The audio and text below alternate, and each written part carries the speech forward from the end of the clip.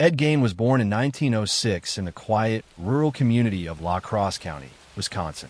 The farm he grew up on was isolated, surrounded by dense woods and farmland, a place where the outside world was distant and slow-moving. From the beginning, his life was defined by rigid structures, fear, and devotion. His father, George Gain, was a stern and often absent figure, prone to drinking and harsh discipline, but it was his mother, Augusta, who wielded true authority in the household. She was deeply religious, a woman who viewed the world as a place of sin, temptation, and moral corruption. Her teachings were severe, and she enforced them with an intensity that left little room for deviation.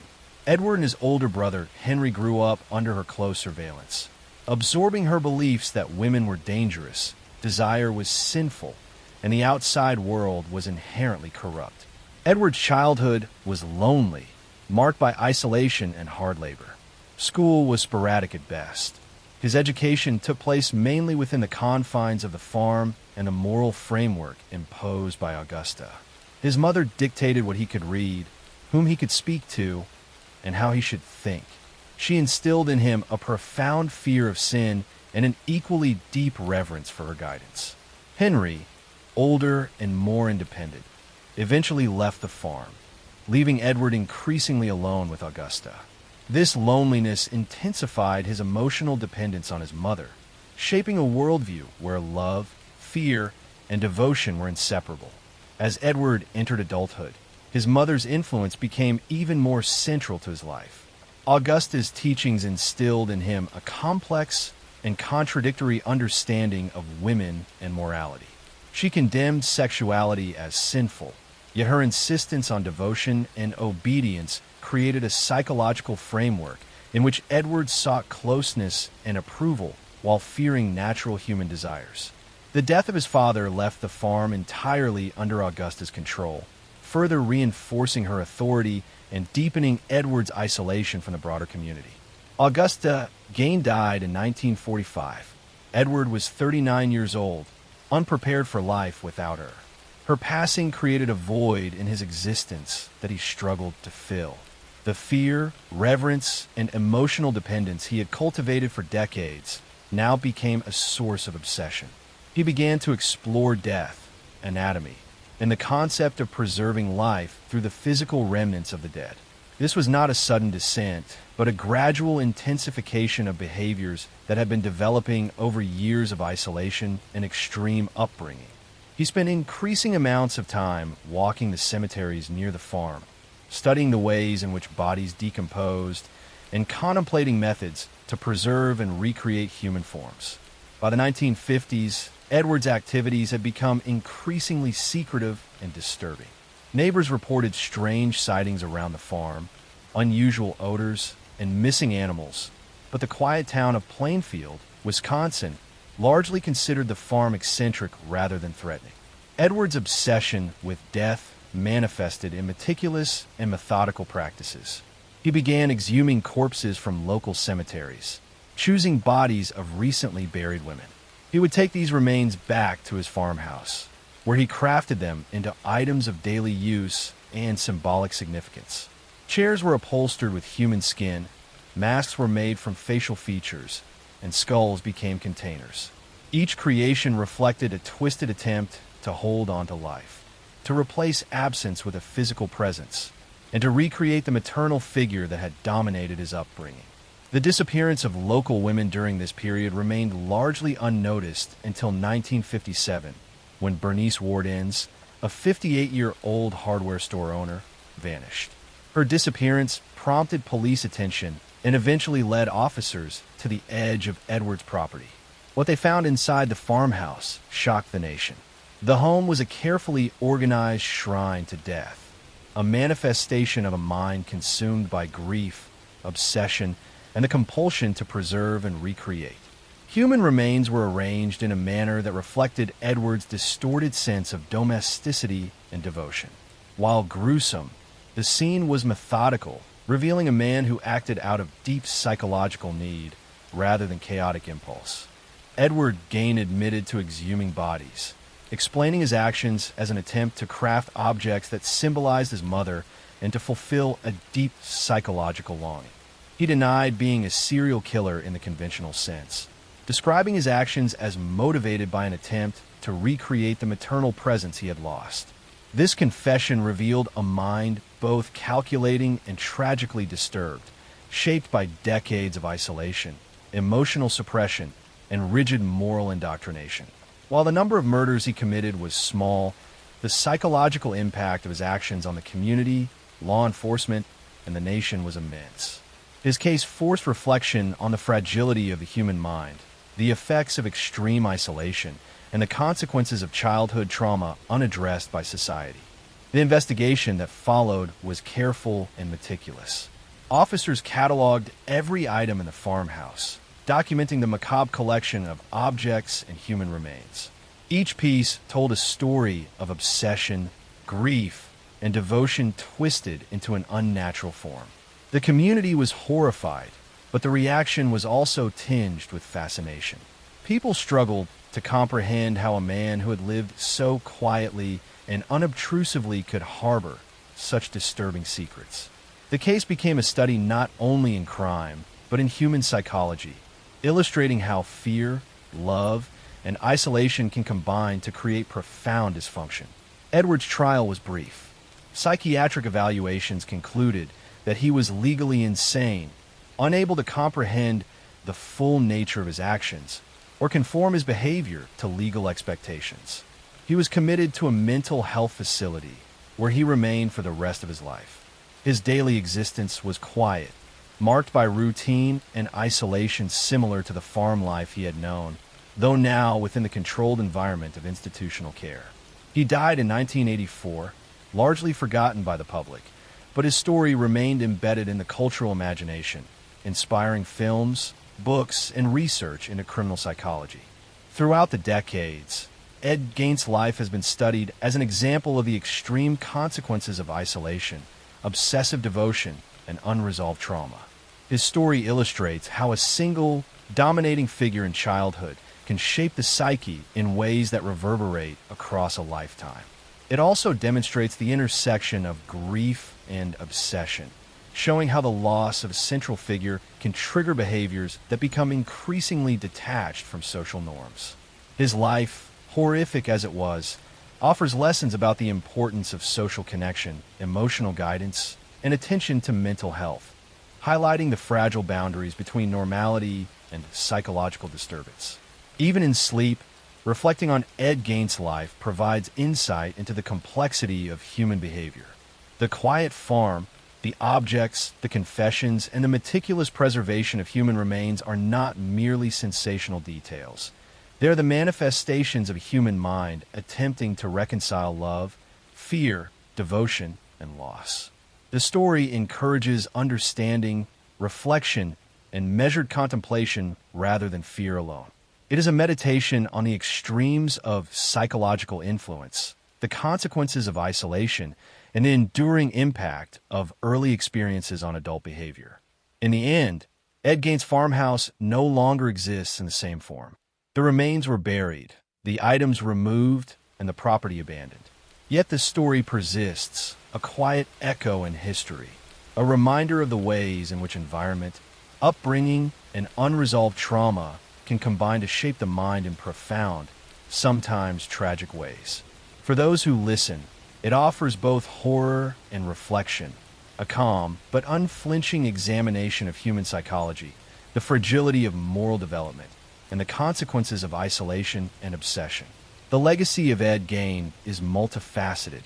Beyond inspiring horror fiction, his life continues to inform criminology, psychology, and cultural studies. He exemplifies the extremes to which the human mind can be pushed when deprived of healthy social bonds, guided by obsessive devotion, and isolated from broader community influence. His story is not simply one of murder, but of human fragility, the dangers of repression, and the complex interplay of grief, obsession, and morality. Listening to his life in a calm, reflective manner allows for understanding rather than sensationalism, offering insight into the shadows of the human experience, the limits of psychological resilience, and the quiet persistence of trauma that goes unaddressed.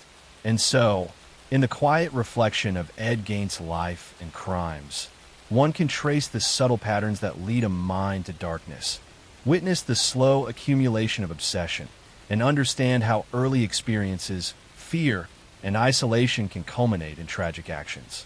The story remains a solemn study in human behavior, a careful reminder of the importance of attention to mental health, compassion, and the recognition of the psychological needs that, if neglected, can manifest in ways that haunt communities for generations. Peter Kürten was born in 1883 in the industrial city of Dusseldorf, Germany. From the very beginning, his life was marked by instability, poverty, and trauma. His father, a cobbler by trade, was harsh and often abusive, imposing strict discipline and frequently turning his frustration toward young Peter in ways that left deep emotional scars. His mother, meanwhile, was distant and unable to provide the comfort or guidance a child might need. The family's home was small, crowded, and tense, and the streets of Dusseldorf at the turn of the century offered little refuge for a boy growing up in such conditions. Peter's early childhood was punctuated by exposure to violence and neglect. He witnessed brutality in the home and on the streets, absorbing the harsh realities of the world around him. Poverty shaped every aspect of daily life. Food was scarce, clothing was worn, and security was fragile. This environment fostered both a heightened awareness of danger and a distorted understanding of human behavior. As he grew, Peter displayed early signs of curiosity about the human body and its vulnerabilities, a curiosity that would, over time, transform into a dangerous obsession. By adolescence, Peter's behavior had begun to diverge from societal norms. He engaged in petty theft, minor acts of aggression, and increasingly violent fantasies. These actions were not isolated, but part of a pattern shaped by years of exposure to cruelty and an environment that offered little guidance on morality or restraint. The streets of Dusseldorf provided both opportunity and temptation. Young Peter wandered through alleys and empty lots, observing, experimenting, and imagining scenarios that blurred the line between play and cruelty. In his teenage years, Peter's fascination with blood and suffering became more pronounced. He began to experiment in small ways, inflicting pain on animals and occasionally tormenting weaker children in his neighborhood. These acts were a form of control, a way to assert power in a life that had offered him so little agency. At the same time, he developed a strange resilience and cunning, learning to avoid detection and manipulate those around him. His intelligence, combined with his obsessions, created a mind capable of both careful planning and impulsive violence. As he entered adulthood, Peter moved beyond minor crimes and fantasies into more serious offenses. The city of Dusseldorf in the 1910s and 1920s was a place of industrial growth and social change, yet it also had pockets of poverty and neglect where crime could flourish. Peter's activities escalated, encompassing theft, assault, and a series of increasingly aggressive attacks on women. He developed a ritualistic aspect to his behavior, observing victims, stalking them, and carefully planning encounters that satisfied his compulsions. Each act reinforced his obsession with blood, suffering, and the sense of control it afforded him. The 1920s brought a series of attacks that would ultimately earn him the moniker the Vampire of Dusseldorf. These crimes were marked by a combination of methodical planning and impulsive escalation. Peter targeted victims indiscriminately in some cases and selectively in others, drawn to individuals who reflected a vulnerability that he found compelling. His attacks often involved stabbing, cutting, and other forms of inflicted pain, sometimes carried out in public spaces, other times in the relative privacy of alleys, abandoned buildings, or his own apartment. Each crime left behind a pattern that, while horrifying, reflected a consistent psychological signature, a combination of fascination with blood, desire for dominance, and compulsion that could not be ignored. The police in Dusseldorf were initially baffled. The city's law enforcement system was ill-equipped to track a perpetrator who operated with both stealth and audacity. Reports of attacks trickled in slowly. Victims were hesitant to come forward, and the nature of the crimes made it difficult to connect one incident to another. Peter's intelligence and careful observation allowed him to avoid capture for years. He learned the routines of law enforcement, anticipated patterns of investigation, and adapted his behavior accordingly. During this time, he also maintained a facade of normalcy. He worked odd jobs, interacted with neighbors, and gave the appearance of an ordinary citizen, a dual life that further complicated the investigation. Peter's confessions later revealed a mind both tormented and meticulous. He described deriving a sense of satisfaction from blood, not in a literal desire to consume it, but as a symbol of life, vulnerability, and control. His attacks were both impulsive and ritualized, often planned for specific times and locations, yet carried out in ways that reflected deep-seated psychological drives rather than purely opportunistic crime. He expressed no remorse in many accounts, yet there were moments where he acknowledged the fear and pain of his victims, not as a deterrent, but as part of the experience that satisfied his compulsions. By the early 1930s, the pattern of attacks had intensified. The city grew increasingly aware of the danger, and the police redoubled their efforts. Investigations included neighborhood interviews, stakeouts, and careful documentation of reports from victims and witnesses. Yet Peter continued to evade capture, using his knowledge of the city, his careful observation of human behavior, and his ability to blend in to remain one step ahead. Each day added to the tension within Dusseldorf, as citizens became fearful, altering their routines, avoiding isolated areas, and relying on community vigilance to protect themselves. Peter's eventual capture came through a combination of careful police work, witness accounts, and his own compulsion to leave traces behind. Once apprehended, the extent of his crimes and the psychological underpinnings became apparent. He confessed to multiple murders, a series of attacks on women and children, and numerous acts of violence that had gone undetected for years. His confessions were detailed and methodical, providing insight into a mind that was both intelligent and deeply disturbed. The trial that followed examined not only his crimes, but also his mental state, his upbringing, and the environmental and psychological factors that had shaped him. Curtin was convicted and sentenced, ultimately facing the consequences of a life shaped by trauma, obsession, and compulsion. His execution marked the end of a chapter in Dusseldorf's history, but the legacy of his actions continued to influence criminal psychology, criminology, and cultural studies. The city itself remembered the period with a mixture of fear, reflection, and a careful examination of societal factors that allowed such a pattern of crime to persist. For those who reflect on Peter Curtin's life, the story is not merely horror. It is a study of human behavior under extreme conditions, the effects of early trauma, and the way isolation and neglect can interact with innate tendencies to create destructive patterns. It illustrates the importance of societal structures, mental health awareness, and the subtle interplay between environment and personal psychology.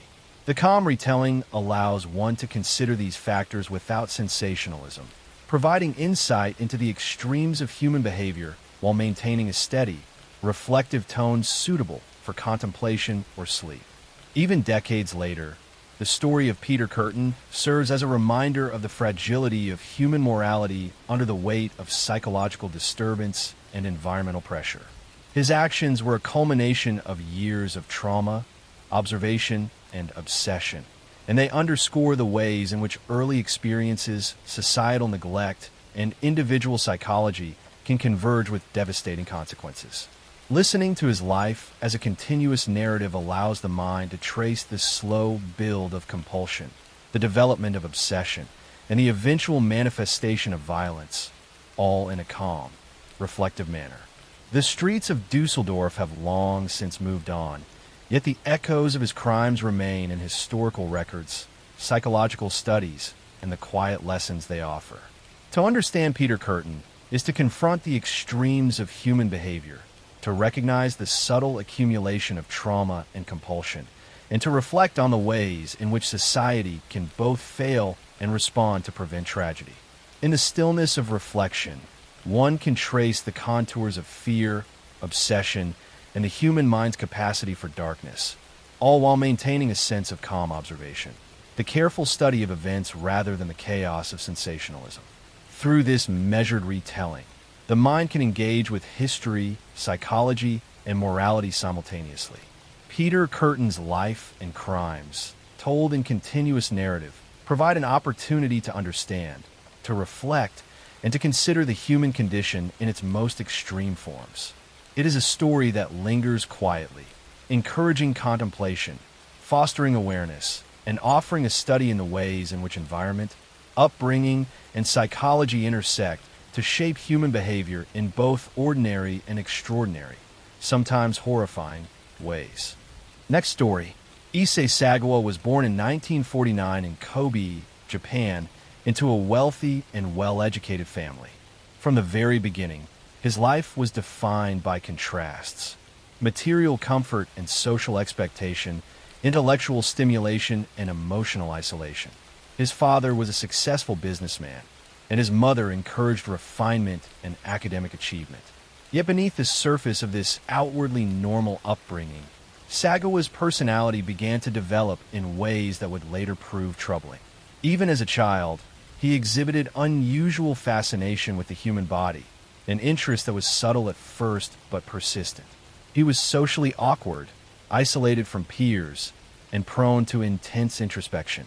While other children played games or formed friendships, he retreated into his imagination, exploring ideas that combined curiosity with darker, obsessive thoughts.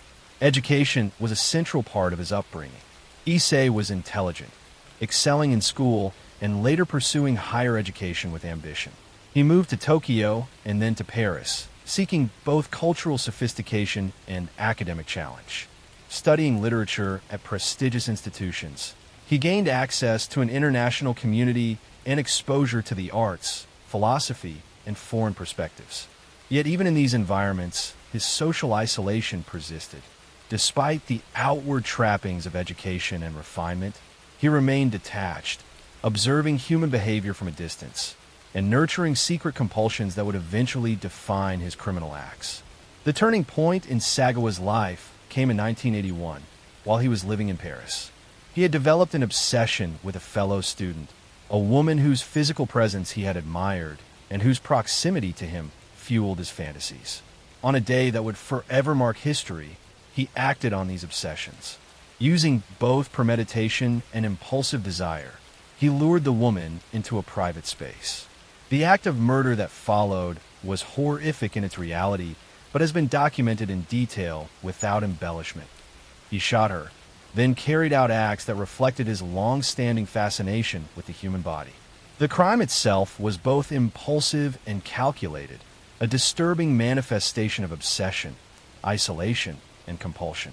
Following the murder, Sagawa engaged in acts that were both methodical and symbolic. He preserved parts of the body, acting in accordance with his earlier fantasies and obsessions. These acts, though criminal and shocking, reflected a mind intensely focused on a very narrow set of desires, a psychological pattern shaped by years of isolation, intellectual detachment, and obsessive thought. In the aftermath, he attempted to evade capture but was ultimately arrested. The legal proceedings that followed highlighted both the international nature of his crime and the complex psychological evaluation required to understand his actions. Sagawa's trial and subsequent release brought attention not only to the crime itself, but also to broader societal and psychological questions. Japan, confronted with the implications of his actions, engaged in debates about criminal responsibility, mental health, and the influence of upbringing and personality on behavior. Psychologists who studied him noted his lack of social integration, his intense fantasies, and his ability to plan and execute criminal acts without apparent remorse.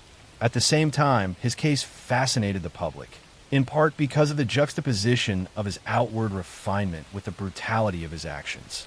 It became a study not only in crime, but in the complexity of human psychology, cultural differences in understanding behavior, and the extremes to which obsession can manifest. After his release, Sagawa lived a life that was publicly visible yet legally constrained. He became known for writings, interviews, and media appearances that reflected his self-awareness, his intelligence, and his continued fascination with the events of his past. While many were horrified by his continued presence in public life, the story itself became a lens through which psychologists, criminologists, and sociologists could explore the intersections of culture, law, and deviant behavior. His case remains unique in part because it illustrates how social environment, intellectual capacity, and psychological obsession can converge to create acts that are incomprehensible yet explainable through careful study. Reflecting on Issei Sagawa's life, one can observe the slow accumulation of factors that led to his crime. Early social isolation, intellectual detachment, obsession with the human form, and prolonged introspection created a psychological landscape in which criminal action became possible. The story is not one of sudden madness, but of a gradual intensification of fantasies, reinforced by detachment from social norms and human empathy. In listening calmly to this narrative, one can trace the trajectory from childhood curiosity to adult compulsion, understanding how environment, personality, and psychological fixation combine to produce an act of profound transgression. The public fascination with Sagawa's life and crime also offers insight into human psychology on a societal level. People are drawn to the paradox of refinement and violence, intelligence and obsession. His story forces reflection on morality, the consequences of isolation, and the importance of early intervention in psychological development. It also highlights the role of culture and law in shaping outcomes, showing how different legal systems, societal attitudes, and cultural perceptions influence the handling of extreme criminal behavior. Even decades after the events, Issei Sagawa's case continues to serve as a study in extremes. The capacity for obsession, the power of isolation, and the ways in which a highly intelligent mind can pursue destructive desires while maintaining a veneer of normality. Listening to this story in a calm, continuous manner allows the mind to consider the underlying psychological patterns without sensationalism, focusing instead on understanding, reflection, and insight. It is a meditation on human behavior at its most extreme, offering both caution and contemplation. In the quiet of reflection, one can trace the path from early childhood to crime, observing the gradual development of compulsions, the influence of environment and upbringing, and the role of social and cultural context in shaping human behavior.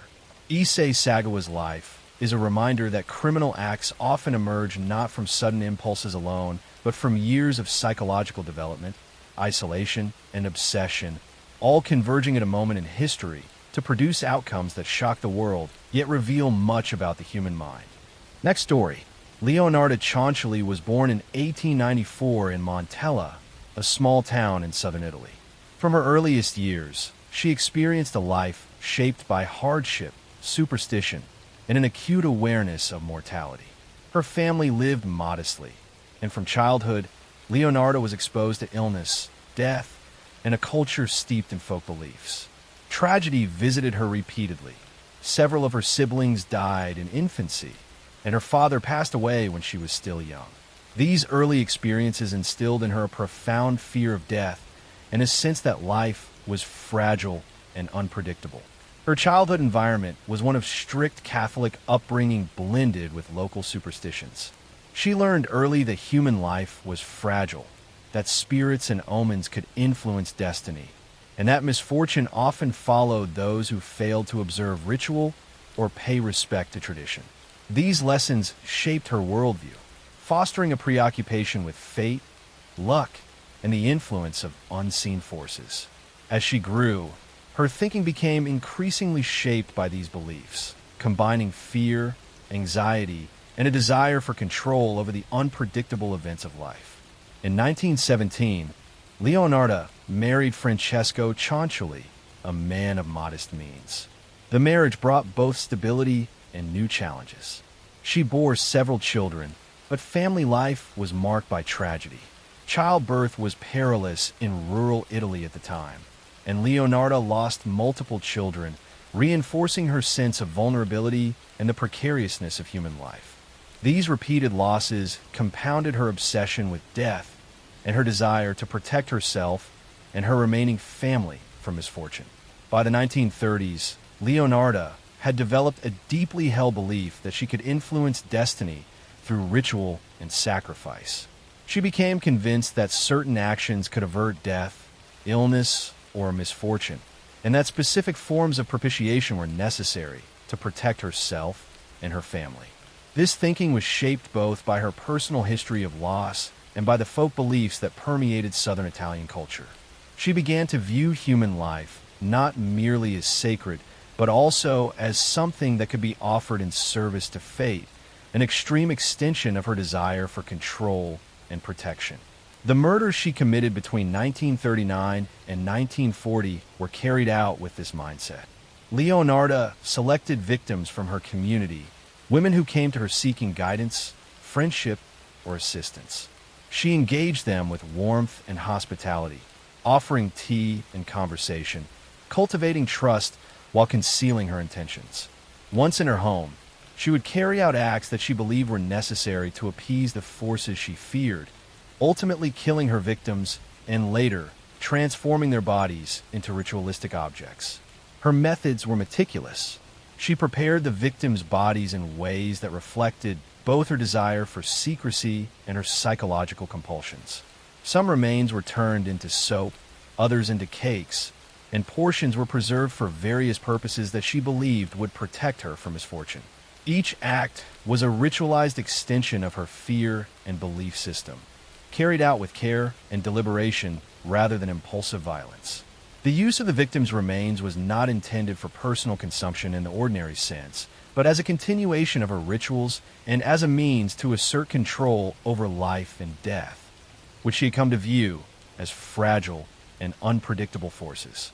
The local community remained unaware of her actions for some time. Neighbors interacted with Leonarda without suspicion, seeing her as a pious, somewhat eccentric woman devoted to family and community. It was only when missing persons reports began to accumulate that authorities took notice. The investigation revealed the shocking nature of her crimes and the extent to which she had carried out her rituals. Police discovered remains in her home, along with evidence of preparation for ritual use. The discovery stunned the community, revealing a pattern of murder that was both calculated and deeply entwined with superstition and psychological obsession. Leonarda Cianciulli's trial highlighted the intersection of superstition, psychology, and crime. Psychiatric evaluations concluded that she suffered from significant mental disturbance, influenced by her lifelong preoccupation with death, superstition, and ritual. Her defense emphasized both her psychological state and the cultural context in which she had acted. The trial was lengthy and closely followed by the public, reflecting a fascination with the combination of folk belief, maternal obsession, and calculated violence. She was ultimately convicted and sentenced to prison, where she spent the remainder of her life. Her case remains a striking example of how belief systems, psychological trauma, and isolation can converge in extreme ways. Leonarda's actions were not the result of random cruelty, but of a long, internalized system of thought that combined fear of death, ritualized belief, and an obsessive desire for control. Listening to her story calmly allows one to trace the development of her mind from childhood through adulthood, observing how repeated exposure to loss, superstition, and anxiety can produce patterns of behavior that are both horrifying and psychologically coherent. Even after her imprisonment, Leonarda's life continued to draw public attention. Books, studies, and media accounts explored the psychological and cultural dimensions of her crimes, analyzing how superstition and mental disturbance interacted with everyday life to create tragedy. Her story serves as a lens to understand not only criminal behavior, but also the influence of cultural belief systems, the psychological impact of repeated trauma, and the ways in which humans attempt to assert control over uncertain forces in life. In reflection, the story of Leonarda Cianciulli is not only one of crime, but also of human psychology, cultural context, and the slow accumulation of fear and obsession. Her early life of loss, the pervasive superstition she absorbed, the repeated exposure to mortality, and her eventual acts of ritualized murder provide insight into the complex interplay of environment, belief, and personal psychology. Listening to her story in a calm, continuous manner allows for understanding, reflection, and meditation on human behavior without sensationalism, focusing instead on the subtle patterns that can lead to extreme actions over time. Leonardo's farmhouse in Correggio no longer stands as a site of horror, but as a reminder of how fear, superstition, and obsession can shape human behavior. Her life demonstrates the profound influence of early trauma, the persistence of belief systems, and the ways in which isolation and compulsion can converge to create acts that shock the world, yet reveal much about the human mind. Through quiet reflection, her story offers insight, contemplation, and the sober study of human psychology, morality, and the enduring effects of fear and loss on behavior. Fritz Haarmann was born in 1879 in Hanover, Germany, into a life that would be shaped by hardship, instability, and complex psychological factors. His early years were marked by a strict household and the absence of nurturing guidance. His father was authoritative, sometimes harsh, and his mother's influence was limited, leaving young Fritz to navigate a world that offered little emotional support. From childhood, he exhibited signs of emotional disturbance, sensitivity to authority, and a fascination with human vulnerability. His upbringing was punctuated by illness and physical challenges, which contributed to feelings of inadequacy and a growing preoccupation with power and control over others. As a teenager, Fritz's personality began to develop along unusual lines. He was intelligent but socially awkward, often withdrawing into solitude or fixating on certain thoughts and behaviors that separated him from peers. Early criminal activity emerged in small ways. Theft, deception, and manipulation, often aimed at asserting some control over situations where he felt powerless. He also displayed early sexual curiosity, but this was intertwined with impulses that later manifested in predatory and violent behavior. These traits, combined with the lack of guidance and emotional support, created the foundation for behaviors that would escalate over time. By adulthood, Haarmann had developed a life that was outwardly ordinary, but secretly marked by dangerous compulsions.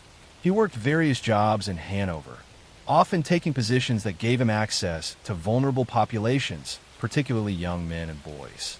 Many of his victims were transient, runaways, or socially marginalized, which allowed him to operate without immediate suspicion. His outward charm and ability to present a calm, approachable demeanor helped him lure victims with promises of employment, shelter, or companionship. Once under his influence, these individuals were subjected to acts that combined predation, violence, and a desire for control, culminating in murder. Haarmann's methods were both practical and psychologically driven. He would gain the trust of his victims, often befriending them over time, before committing acts of violence that reflected both impulsive compulsion and deliberate planning. His killings were facilitated by the physical isolation of certain areas in Hanover and by his understanding of how to avoid detection. Haarmann's meticulous attention to detail extended to the disposal of his victims, often dismembering bodies and disposing of them in a nearby river or other secluded areas. These actions allowed him to continue operating for years without immediate discovery. The city of Hanover remained largely unaware of the full extent of his crimes for many years. Reports of missing persons accumulated slowly, and the transient nature of many of his victims contributed to delays in connecting the cases. Police investigations were complicated by limited forensic technology and the societal attitudes of the time, which often marginalized the missing young men, making their disappearances less urgent in the eyes of authorities. Haarmann's intelligence, familiarity with his environment, and ability to manipulate both victims and neighbors enabled him to elude capture while continuing his predatory behavior. Eventually, suspicions arose, and law enforcement intensified investigations. Witness reports, patterns of disappearance, and evidence of foul play gradually converged to point toward Haarmann. Once arrested, the investigation revealed the full scale of his crimes. Multiple murders, predatory assaults, and a systematic approach to selecting and eliminating victims. The sheer number of crimes and the calculated methods involved shocked the public and the authorities alike. Harmon's confessions provided insight into a mind dominated by compulsion, desire for control, and a lack of empathy, revealing a psychological pattern shaped by early trauma, social isolation, and persistent deviant impulses. The trial of Fritz Harmon was closely followed in Germany, both for its sensational aspects and for the legal and psychological implications. Psychiatric evaluations examined his upbringing, mental state, and the influence of early life experiences on his behavior. The court considered his intelligence, premeditation, and awareness of wrongdoing, ultimately finding him guilty of multiple murders. Harmon was sentenced to death and executed in 1925. His life and crimes became a focal point for discussions on criminal psychology, social responsibility, and the vulnerabilities of marginalized populations. Reflecting on Harmon's life provides insight into the slow development of predatory behavior over time. Childhood experiences, emotional deprivation, social isolation, and early compulsions combined to create a trajectory that culminated in repeated acts of extreme violence. His story illustrates the importance of understanding psychological development, social environment, and the ways in which opportunity, personality, and compulsion intersect to produce criminal behavior. Listening calmly to this narrative allows one to consider these factors without sensationalism, focusing instead on the gradual accumulation of behavioral patterns and psychological drivers. Even decades later, Fritz Harmon's crimes serve as a reminder of the subtle ways in which vulnerability, neglect, and obsession can manifest in human behavior. The city of Hanover, once unaware of the depths of his actions, now serves as a historical record of both the tragedy and the lessons learned from these events. Harmon's story encourages reflection on morality, the importance of early intervention in psychological development, and the societal responsibility to protect those most at risk. Through continuous, calm narration, the story of Fritz Harmon can be experienced not as a tale of horror alone, but as a study in human psychology, environment, and the development of compulsive, predatory behavior. His life and crimes provide insight into the interplay of social, familial, and personal factors that lead to extreme actions, offering a lens through which to examine human behavior in a reflective, measured manner. It is a story that lingers quietly, inviting contemplation, understanding, and meditation on the complex, often tragic realities of the human mind. In the summer of 1969, the city of Los Angeles was simmering under the weight of change. The counterculture of the 60s had reached its peak. Young people were questioning authority, turning to new ways of life, and searching for belonging in communes and spiritual groups. Against this backdrop, a man named Charles Manson rose from obscurity to infamy. His story and the crimes carried out by the group around him would come to define the end of the 60s. The murders committed by his followers shocked not only California, but the entire world, and their echoes continue to this day. Charles Manson was born in 1934 in Cincinnati, Ohio.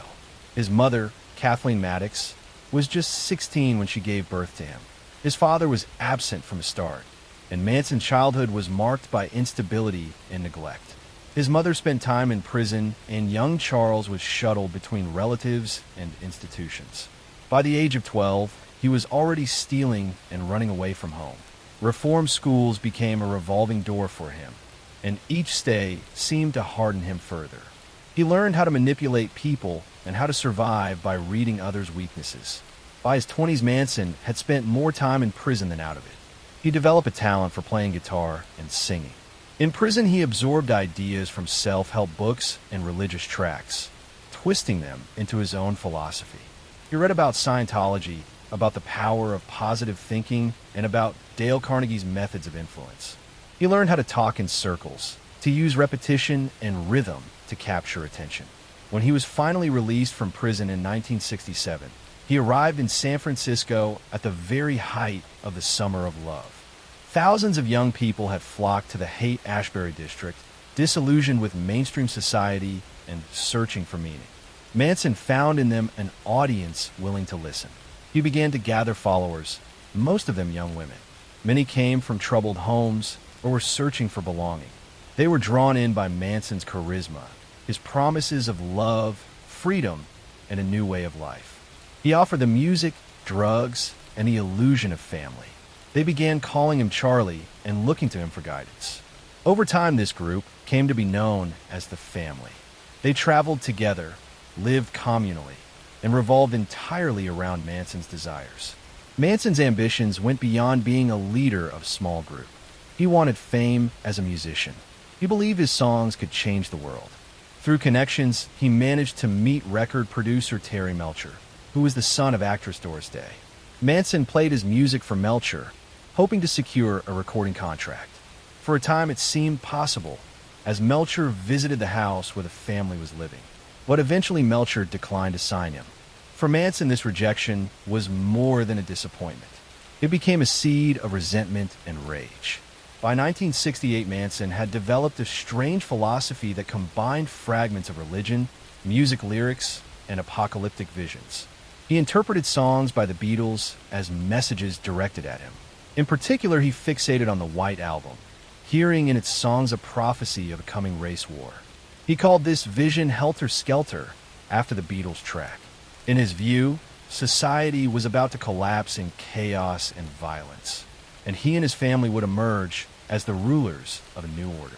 His followers accepted this vision, partly because they were under the influence of drugs, partly because of their devotion to him, and partly because they had severed ties with the outside world. The family eventually moved to Spahn Ranch, an old movie set location in the hills outside Los Angeles. The ranch was owned by George Spahn, an elderly man nearly blind. Manson convinced him to let them stay in exchange for labor and companionship. The ranch became their home base, where they lived in a haze of drugs, sex, and preparation for what they thought was an inevitable conflict. Life there was chaotic, but tightly controlled by Manson. He would hold long, rambling lectures, play music, and demand loyalty. Tensions escalated in the summer of 1969. One of Manson's close associates, Tex Watson, became deeply involved in his teachings. Watson had once been a clean-cut young man from Texas, but under Manson's sway, he transformed into one of his most devoted soldiers. Another member, Susan Atkins, had grown up in a broken home and drifted into drugs and stripping before finding the family. Patricia Krenwinkel was shy and insecure, easily manipulated by Manson. Leslie Van Houten, only 19, joined later and was drawn by promises of love and belonging. Together with others, they became the core of the family who would carry out Manson's dark commands. In July 1969, a musician named Gary Hinman was killed. Manson believed Hinman had cheated members of the family in a drug deal. Several followers, including Bobby Beausoleil, Susan Atkins, and Mary Brunner, went to Hinman's house to confront him. The confrontation turned violent. Hinman was held for days and eventually stabbed to death. On the walls of his home, the killers scrawled words in blood, including the phrase "political piggy." This was meant to make the murder look like the work of revolutionary groups. It was the beginning of the family's violent campaign. A few weeks later, Manson decided to escalate. On the night of August 8th, 1969, he instructed Tex Watson, Susan Atkins, Patricia Krenwinkel, and Linda Kasabian to go to a house in Benedict Canyon. This house had once been rented by Terry Melcher, the producer who had rejected Manson. By that summer, it was occupied by actress Sharon Tate, the wife of director Roman Polanski, who was away in Europe. Sharon Tate was 8.5 months pregnant. She was staying with friends Jay Sebring, Abigail Folger, and Wojciech Frykowski. That night, they became targets not for who they were, but for where they lived. The killers entered the property late at night. What followed was a night of unspeakable violence. Jay Sebring was shot and stabbed.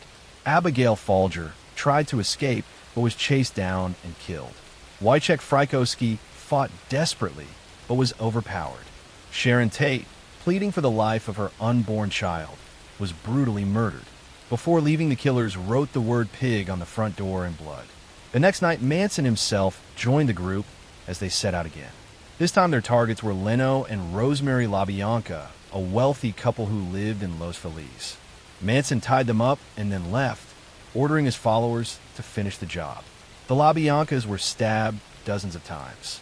Words like death to pigs and helter-skelter were scrawled on the walls. The murders terrified Los Angeles. Wealthy neighborhoods were gripped with fear. Newspapers carried lurid headlines about ritualistic killings and satanic cults. At first, the police struggled to connect the dots. The Tate murders and the LaBianca murders were investigated separately. Rumors swirled, and Hollywood was on edge. It was only later, through the arrest of Susan Atkins on unrelated charges, that the truth began to surface. While in jail, Atkins spoke to fellow inmates and bragged about the murders. Word reached the authorities, who began to piece together the story. Detectives soon realized that a commune at Spawn Ranch was at the center of it all. A raid on the ranch uncovered weapons, stolen cars, and evidence linking members to the crimes. As the investigation tightened, members of the family were arrested. Charles Manson was taken into custody along with Watson, Atkins, Krenwinkel, and Van Houten. The trial that followed became one of the most notorious in American history. The prosecution was led by Vincent Bugliosi, who faced the challenge of proving that Manson himself had orchestrated the murders, even though he had not wielded the knife in most cases. Bugliosi argued that Manson's control over his followers was so complete that his words were as deadly as any weapon. The prosecution presented testimony from family members who had turned against Manson, including Linda Kasabian, who described the nights of the murders in chilling detail. The defense attempted to portray Manson as a scapegoat, and at times the courtroom descended into chaos. Manson carved an X into his forehead, later turning it into a swastika. His followers in the gallery mimicked his gestures, shaved their heads, and chanted in unison. The trial became a media circus, a grim spectacle that mirrored the madness of the crimes themselves. In 1971, Manson and his co-defendants were found guilty. They were sentenced to death. The sentences were later commuted to life in prison after California temporarily abolished the death penalty. Manson spent the rest of his life in prison, continuing to attract attention, interviews, and even admirers. He never expressed remorse. Susan Atkins died in prison in 2009. Patricia Krenwinkel and Leslie Van Houten remain incarcerated to this day, though Van Houten was recently granted parole after decades behind bars. Tex Watson also remains in prison. The impact of the Manson murders went far beyond the courtroom. For many Americans, the killings marked the end of the 60s, shattering the image of peace and love. The randomness of the victims, the brutality of the crimes, and the bizarre philosophy behind them left scars on the cultural landscape. Sharon Tate, remembered for her beauty and promise, became a symbol of lives cut short by senseless violence. In the years that followed, countless books, films, and documentaries would revisit the case. Each attempt tried to make sense of how a drifter like Manson could hold such sway over others, and how ordinary young people could commit acts of such cruelty. The story continues to fascinate and horrify, a reminder of the darkness that can grow in the shadows of charisma and manipulation. And so the tale of Charles Manson and the family remains one of the most infamous true crime stories in history. It is a story that begins with a broken child in Ohio and ends with blood on the walls of Hollywood mansions. It is a story of manipulation, delusion, and murder. It is also a story of how fragile society can feel when violence erupts without reason. Long after the headlines have faded, the echo of those summer nights in 1969 still lingers, reminding us of the depths human beings can fall into when guided by obsession and fear. Next story. Aileen Carol Pittman was born on February 29th of 1956 in Rochester, Michigan. From the moment of her birth, her life was marked by instability and hardship. Her father, Leo Dale Pittman, was a convicted sex offender who was imprisoned at the time of her birth. He later died by suicide in prison. Her mother, Diane Wernos, was only a teenager when Aileen was born. By the time Aileen was 4 years old, her mother abandoned her and her older brother Keith, leaving them to be raised by their maternal grandparents, Lori and Britta Wernos. Life with her grandparents was far from safe or loving. Her grandmother struggled with alcoholism, and her grandfather was a violent man with a heavy hand. Aileen and her brother grew up in an environment where love was scarce and punishment was frequent. By the time she reached her early teens, Aileen was already displaying troubling behaviors. She began drinking, using drugs, and getting into fights. She also began engaging in sexual activity at an early age, often in exchange for cigarettes, food, or money. She was only 11 when she started doing this with boys in the neighborhood, and soon she was ostracized at school and branded with a cruel reputation. At the age of 14, Aileen became pregnant after being raped by a family friend. Her grandfather forced her to give birth in a home for unwed mothers, and the child was immediately put up for adoption. She never saw the baby. Shortly afterward, her grandmother died, and her grandfather kicked her out of the house. By the time she was 15, she was homeless, surviving by hitchhiking, stealing, and engaging in prostitution along highways and truck stops. These years hardened Aileen. She drifted across the country, living on the margins of society. She was arrested several times for disorderly conduct, theft, and sex work. In her 20s, she moved to Florida, where the climate and roadside culture suited her transient lifestyle. She lived mostly out of cheap motels, with little stability, relying on prostitution to survive. In 1976, Aileen married a 69-year-old man named Lewis Fell, who was a wealthy yacht club president. The marriage lasted only a matter of weeks before it dissolved in chaos. Aileen was volatile and quick to anger. She fought with Fell and was arrested for assault. The marriage ended quickly, and she returned to her wandering existence. Her brother Keith died of cancer in 1976 as well, leaving her with no close family. She received a small life insurance payout from his death, which she quickly spent. Over the following decade, Aileen was arrested repeatedly for offenses ranging from armed robbery to car theft.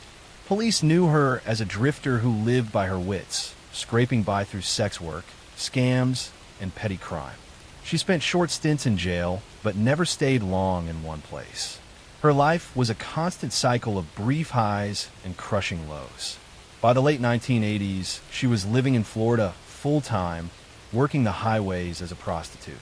It was there she met a woman named Tyria Moore, a hotel maid. The two began a romantic relationship, and Aileen became deeply attached to her. For the first time in her life, she felt she had someone who cared about her. The two moved in together, living in cheap motels and apartments, surviving on Aileen's earnings from prostitution. Aileen was fiercely protective of Tyria and wanted to provide for her, but their life together was built on unstable ground. In late 1989, Aileen's life took a darker turn. She began killing the men who picked her up. Her first known victim was Richard Mallory, a 51-year-old electronics store owner. In November 1989, he picked up Aileen on a highway. Later, she claimed he had raped and beaten her, and that she killed him in self-defense. His body was found in the woods with multiple gunshot wounds. His car was later discovered abandoned. Over the next year, Aileen killed at least 6 more men. They were Charles Carskadden, David Spears, Peter Seams, Troy Burress, Charles Humphreys, and Walter Antonio. Each was shot multiple times with a .22 caliber pistol, and their bodies were dumped in wooded areas along highways. Their cars were stolen and sometimes abandoned or crashed. Aileen and Tyria were often seen driving the vehicles, which drew suspicion. The killings created fear across Florida as police struggled to identify a pattern. At first, the victims seemed unconnected, ranging in age and occupation. But ballistics evidence soon linked them together. Investigators realized a single female prostitute was likely involved. Witnesses reported seeing Aileen and Tyria together near several of the crime scenes. By late 1990, police had identified Aileen Wuornos as a suspect. They launched a manhunt, and in January 1991, Aileen was arrested at a biker bar in Volusia County. Tyria, fearing prosecution, agreed to cooperate with authorities. She called Aileen while wired by police and persuaded her to confess. Aileen admitted to the killings, but insisted they were all in self-defense, that the men had tried to rape or harm her. Her trial began in 1992 for the murder of Richard Mallory. Prosecutors painted her as a cold-blooded serial killer who preyed on men for money and cars. The defense argued that she was a traumatized woman who had been assaulted and was defending herself. But the evidence was overwhelming. Ballistics matched her gun to the murders. Witnesses placed her with the victims' vehicles, and her taped confession revealed contradictions. Aileen was convicted of Mallory's murder and sentenced to death. Over the next year, she was tried and convicted for several of the other murders, receiving 6 death sentences in total.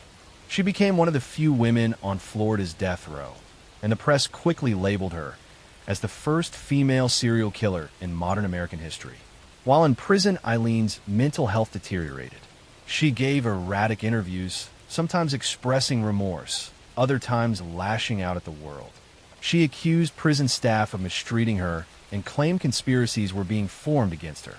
She said she wanted to die, that she was tired of life and ready for execution. In October 2002, after more than a decade on death row, Aileen Wuornos was executed by lethal injection at Florida State Prison. She was 46 years old. Her final words were haunting. She said she would be back like Independence Day with Jesus and the spaceship. Her statements reflected the troubled and paranoid state of her mind at the end. The aftermath of her case left a complicated legacy. Some saw her as a monster who killed innocent men in cold blood. Others viewed her as a tragic figure, a woman brutalized from childhood who lashed out violently in a world that had never shown her kindness. Her life and crimes inspired documentaries, books, and the Oscar-winning film Monster, which portrayed her story with stark brutality. The story of Aileen Wuornos is not just about murder. It is also about cycles of abuse, trauma, and survival.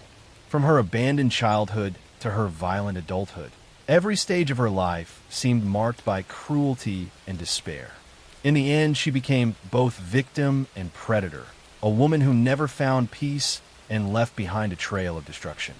Edward Theodore Gain was born on August 27, 1906, in La Crosse, Wisconsin. He was the second son of George and Augusta Gain. The Gain family lived a life of isolation and dysfunction. His father, George, was an alcoholic who struggled to hold jobs, often working as a tanner or carpenter, but rarely staying employed for long. His mother, Augusta, was the dominant figure in the household. She was a strict, fanatically religious woman who instilled in her children a deep fear of sin, women, and the outside world. Augusta preached that the world was evil, filled with temptations of the flesh, and that women other than herself were instruments of sin and corruption. She raised Ed and his older brother Henry to believe that lust and desire were the work of the devil. Despite her cruelty and constant preaching, Ed adored his mother and saw her as the guiding force of his life. In 1914, the family moved to a small farm in Plainfield, Wisconsin. The farm was isolated, away from town, and Augusta liked it that way. She wanted to keep her boys away from the corrupting influence of the outside world. Ed grew up with little social interaction. He attended school, but was shy, withdrawn, and often the target of bullies. He had a peculiar manner of speaking and an unusual laugh, which made him stand out. His teachers noted that while he was quiet, he did fairly well academically, especially in reading. At home, Ed spent most of his time doing chores and listening to his mother's endless sermons. She read to him from the Bible, often focusing on passages about death, divine punishment, and the wickedness of women. This upbringing shaped Ed's worldview, blurring the lines between morality, sin, and obsession. As Ed grew into adolescence, his attachment to his mother deepened. He had almost no friends and no romantic relationships. He spent time reading pulp magazines about death, cannibals, and Nazi medical experiments. The grotesque fascinated him, and he began developing an unhealthy curiosity about the human body. In 1940, when Ed was 34, his father George died from heart failure, leaving Ed and Henry under the control of Augusta. The brothers worked odd jobs around town, often doing handyman tasks and farm work. Both were known as reliable workers, though Ed's strange mannerisms made him stand out. Henry, the older brother, eventually began to criticize Augusta's teachings and Ed's devotion to her. He worried about Ed's unhealthy attachment and often told friends that his brother's relationship with their mother was unnatural. In 1944, a mysterious event occurred. While the brothers were burning brush on the farm, the fire got out of control. Firefighters arrived, and when the blaze was put out, Ed claimed he had lost track of Henry. Later, Henry's body was found face down in the marsh. There were bruises on his head, and some suspected foul play, but the death was ruled as accidental. To this day, many believe Ed killed his brother to have his mother's love to himself.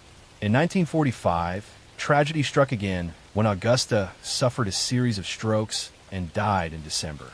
Her death devastated Ed. She had been his entire world, and without her, he was utterly alone. He kept the farmhouse, but closed off most of the rooms, leaving them as shrines to his mother. He lived in a small area near the kitchen, surrounded by filth, decay, and growing madness. It was after his mother's death that Ed's behavior grew darker. He became fascinated with the idea of resurrection and the female body. He began visiting local cemeteries at night, exhuming the corpses of recently buried women who reminded him of his mother. He took their bodies home, dissected them, and used their skin and bones to create macabre trophies. Ed fashioned masks from human skin, belts made from nipples, bowls made from skulls, and even a suit of skin that he could wear. The small town of Plainfield had no idea of the horrors inside the Gain farmhouse. Ed remained a quiet but odd figure, sometimes babysitting local children, running errands, or doing handyman jobs. To many, he seemed harmless, just eccentric. That illusion shattered on November 16, 1957. Bernice Wardens, the owner of a local hardware store, went missing. Her son, who was the deputy sheriff, discovered bloodstains in the store and realized something was terribly wrong. The last sales receipt in the register showed that Bernice had sold antifreeze to Ed Gain. Police went to the Gain farmhouse to question him. What they found inside became one of the most disturbing crime scenes in American history. Inside the farmhouse, officers discovered Bernice Warden's body hanging upside down from the rafters. She had been shot with a rifle, decapitated and gutted like a deer. The scene shocked even the most hardened investigators. As they searched further, they uncovered Ed's gruesome collection. Chairs upholstered with human skin, masks made from faces, a lampshade made of flesh, boxes of bones, and clothing sewn from the remains of women. The farmhouse was a house of horrors, filled with evidence of years of grave robbing and murder. Ed confessed to killing Bernice Wardens and another local woman, Mary Hogan, a tavern owner who had vanished in 1954. He admitted to exhuming numerous graves, stealing bodies, and experimenting with their remains. He said he wanted to create a suit of skin to become his mother, believing he could resurrect her spirit by wearing the flesh of other women. The public was horrified. The crimes of Ed Gain became national news, both for their grotesque nature and their psychological depth. The quiet, reclusive farmhand had been living in a nightmare world of death and delusion, right under the noses of his unsuspecting neighbors. Ed was declared legally insane and unfit for trial. He was committed to a mental institution where he remained for the rest of his life. Decades later, in 1968, he was found fit to stand trial for the murder of Bernice Wardens. He was convicted but found insane at the time of the crime and was again confined to psychiatric care. Ed Gain spent his remaining years in institutions, often described as a quiet, compliant patient. He died on July 26, 1984, at the age of 77 from respiratory and heart failure due to cancer. He was buried in Plainfield Cemetery, not far from the graves he had once disturbed. The legacy of Ed Gain lived on long after his death. His crimes inspired some of the most famous fictional killers in American culture, from Norman Bates in Psycho to Leatherface in Texas Chainsaw Massacre and Buffalo Bill in Silence of the Lambs. The story of the Butcher of Plainfield continues to haunt true crime history, a chilling reminder of how isolation, obsession, and madness can breed horrors that defy imagination. Next story. Dennis Lynn Rader was born on March 9th of 1945 in Pittsburgh, Kansas, the oldest of four brothers.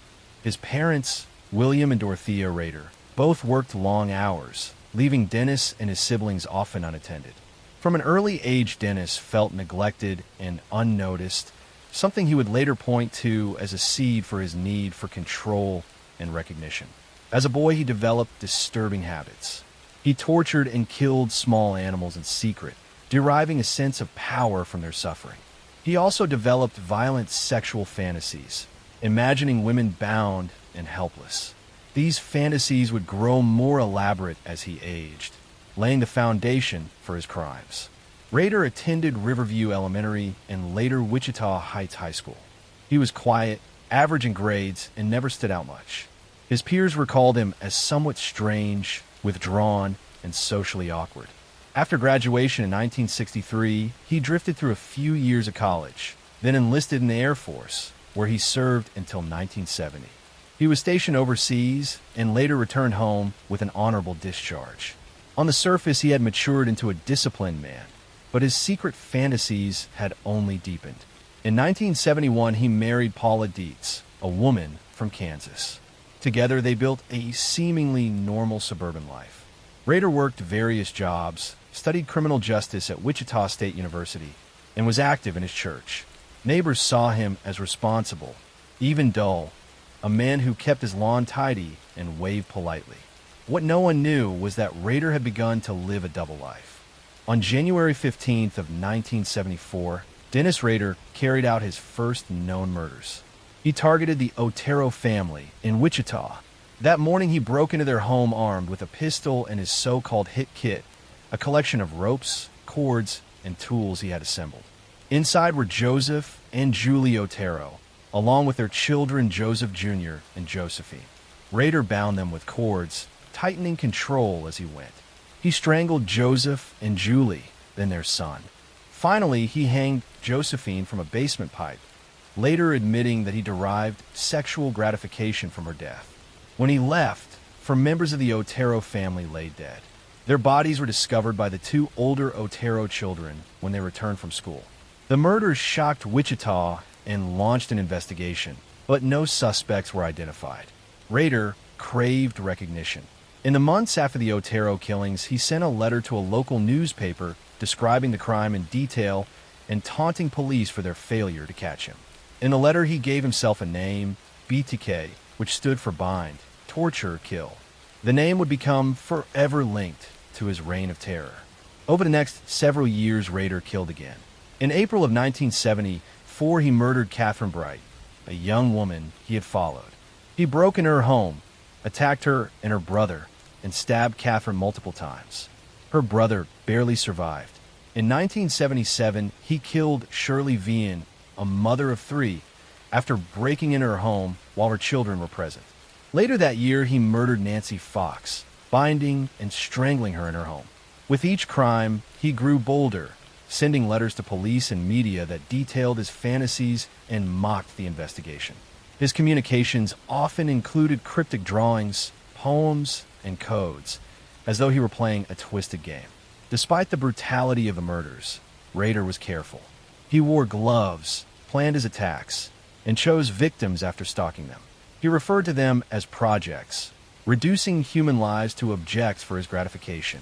For police, the lack of clear evidence and the randomness of victims made the case difficult. Wichita lived in fear. Women checked their locks constantly, and rumors spread about the faceless killer who seemed to strike at will. In 1985, after several years of silence, BTK resurfaced with the murder of Maureen Hedge, a neighbor who lived only a few houses away from Rader. He broke into her home, strangled her, and then transported her body to his church, where he posed her in disturbing ways before discarding her in the countryside. This act showed how his fantasies and his public life were intertwined in ways no one could imagine. Rader continued killing into the late 1980s and early 1990s. In 1986, he murdered Vicki Wegerle, strangling her in her home and photographing her body. In 1991, his final known victim, Dolores Davis, was abducted from her home, killed, and hidden beneath a bridge.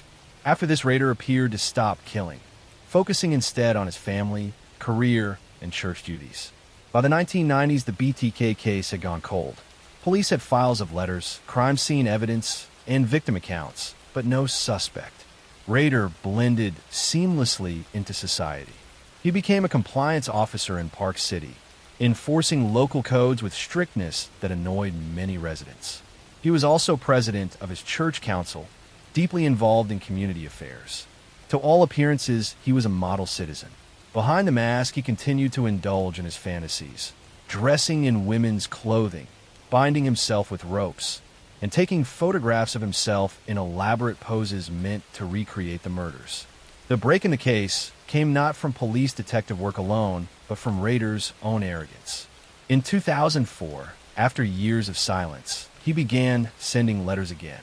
He craved the attention he once had and wanted credit for his crimes. He mailed packages to local media, including a floppy disk with a message. Rader believed he had erased all traces of identity from the disk, but digital forensics revealed otherwise.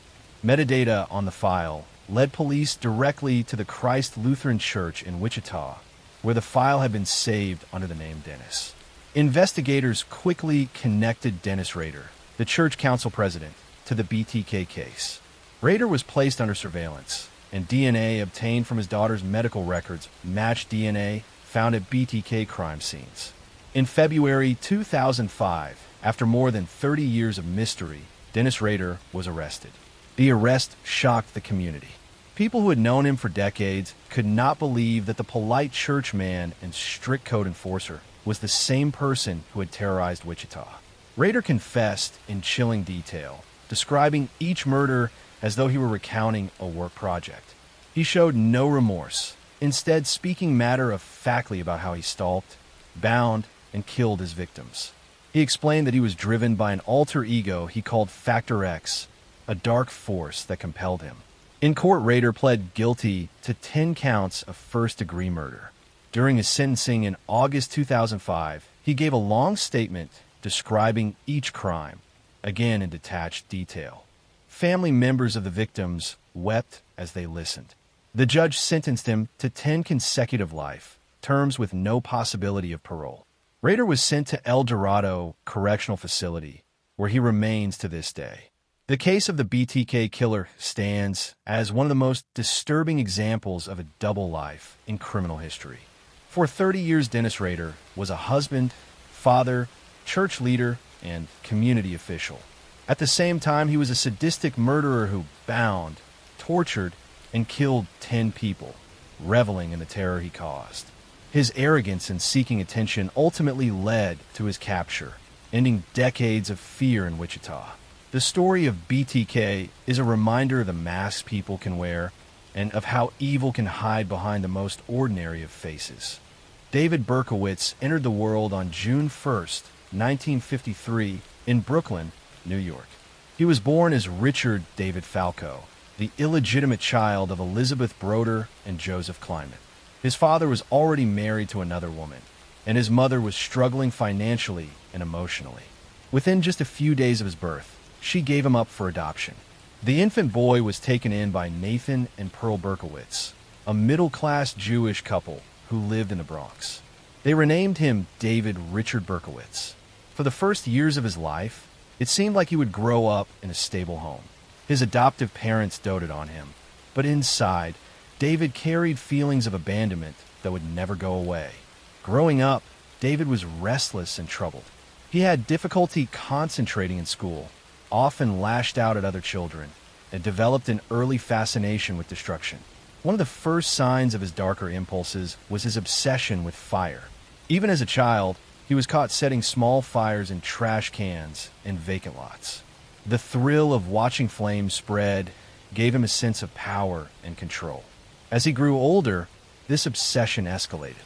Investigators later discovered that during his adolescence, he may have set more than 1,000 separate fires across New York City, meticulously documenting them in notebooks. This compulsion foreshadowed the compulsive violence that would later define his adult life. Tragedy struck when David was just 14. His adoptive mother, Pearl, who had been the center of his emotional world, died of breast cancer. The loss shattered him. His father, Nathan, soon remarried, but David rejected his stepmother. The home felt cold, and the teenager spiraled further into isolation. He became angry, rebellious, and distant. He wandered the streets late at night, broke into houses, vandalized property, and nurtured violent fantasies. Teachers described him as disruptive and emotionally unstable. Neighbors noticed his odd behavior and tendency to lash out unpredictably. David began to feel like an outsider, unwanted in school, unwanted at home, and fundamentally disconnected from everyone around him. At 18, desperate for structure and a new sense of identity, David enlisted in the United States Army. Military life gave him discipline and routine, and he trained as a marksman, learning to handle firearms with precision. He was stationed in South Korea during his service, where he became proficient with rifles and pistols. But despite the opportunities to build camaraderie, David remained withdrawn. He struggled to form friendships and continued to feel like an outcast. In 1974, after 3 years of service, he was honorably discharged and returned to New York City. Back in civilian life, David worked a series of low-paying jobs, including security guard positions and later as a postal worker. He lived alone in Yonkers, and his mental state began to unravel. He developed strange fixations and paranoid delusions. One of the most disturbing centered on his neighbor Sam Carr, a man who owned a black Labrador retriever. David became convinced that the dog was possessed by a demon and was transmitting orders from Satan, commanding him to kill. The delusion grew more elaborate until David believed he was the soldier of a vast satanic network. By 1976, these thoughts became unbearable, and he decided to act on them. The killing spree began on Christmas Eve of 1975. David attacked 2 young women, stabbing them in Co-op City in the Bronx. Both survived, but the assaults gave him his first taste of the violence he craved. Months later, he escalated to gunfire. On July 29, 1976, he approached 2 women sitting in a parked car in the Bronx, Donna Loria and Jody Valenti. Without warning, he pulled out a .44 caliber revolver and fired.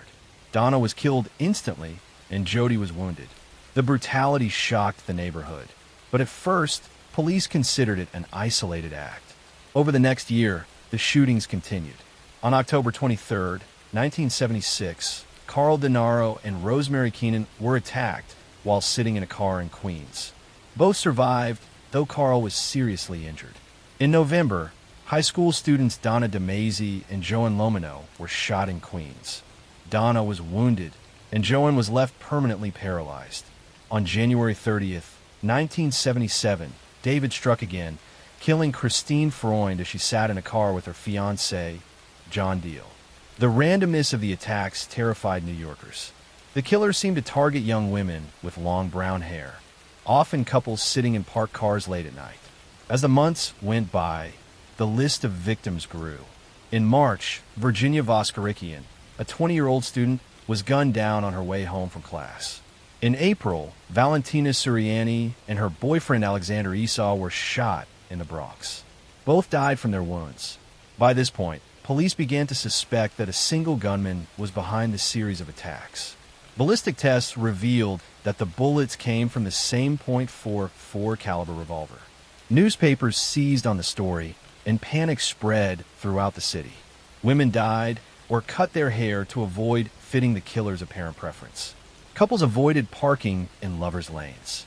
Nightlife across the boroughs slowed. The fear of the unknown gunman seeped into daily life. David Berkowitz, meanwhile, reveled in the attention. He wrote taunting letters to the police and the press, signing himself as the Son of Sam. In these rambling notes, he described himself as a monster under the command of a demonic father figure. The letters were published in newspapers, and his words fueled hysteria. He enjoyed watching the city tremble. The killings continued into the summer of 1977. In June, Judy Placido and Salvatore Lupo were shot in Queens after leaving a nightclub, though both survived. On July 31st, David carried out his final attack, killing 20-year-old Stacy Moskowitz and blinding her date, Robert Violante, in Brooklyn. It was this attack that ultimately led to his capture. Witnesses reported seeing a man near the crime scene, carrying something under his arm. A woman noticed a suspicious figure tearing up a parking ticket on his car near the shooting site. Investigators traced the ticket to a Ford Galaxy registered to David Berkowitz in Yonkers. On August 10, 1977, police surrounded his apartment building. Inside his car, they found a rifle, maps of past crime scenes, and a letter threatening future attacks. When they knocked on his door, David reportedly greeted them calmly, saying, "You got me." In custody, Berkowitz confessed to the shootings. He claimed that he was obeying commands from a demon who spoke through Sam Carr's dog. Although these claims raised questions about his sanity, he was declared competent to stand trial. To avoid the death penalty, David pled guilty to 6 murders and was sentenced to 6 life terms in prison. Behind bars, Berkowitz initially embraced his notoriety. He gave interviews and fueled myths about his involvement in satanic cults. In the late 1980s, he claimed to have undergone a religious conversion, declaring himself a born-again Christian. Over the decades, he has remained in prison, occasionally speaking to the media, but never leaving the confines of his cell. The case of Jeffrey Dahmer remains one of the darkest chapters in modern crime history. Born in May 1960 in Milwaukee, Wisconsin, Jeffrey grew up in a home that was outwardly normal but internally fractured. His father, Lionel, was a research chemist, and his mother, Joyce, battled her own struggles with mental health. From a young age, Jeffrey displayed signs of detachment from those around him. He was shy, withdrawn, and often preferred to be alone.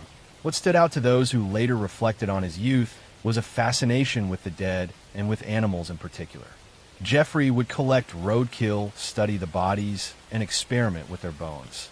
At the time, these habits were dismissed as odd, but not alarming enough to demand intervention.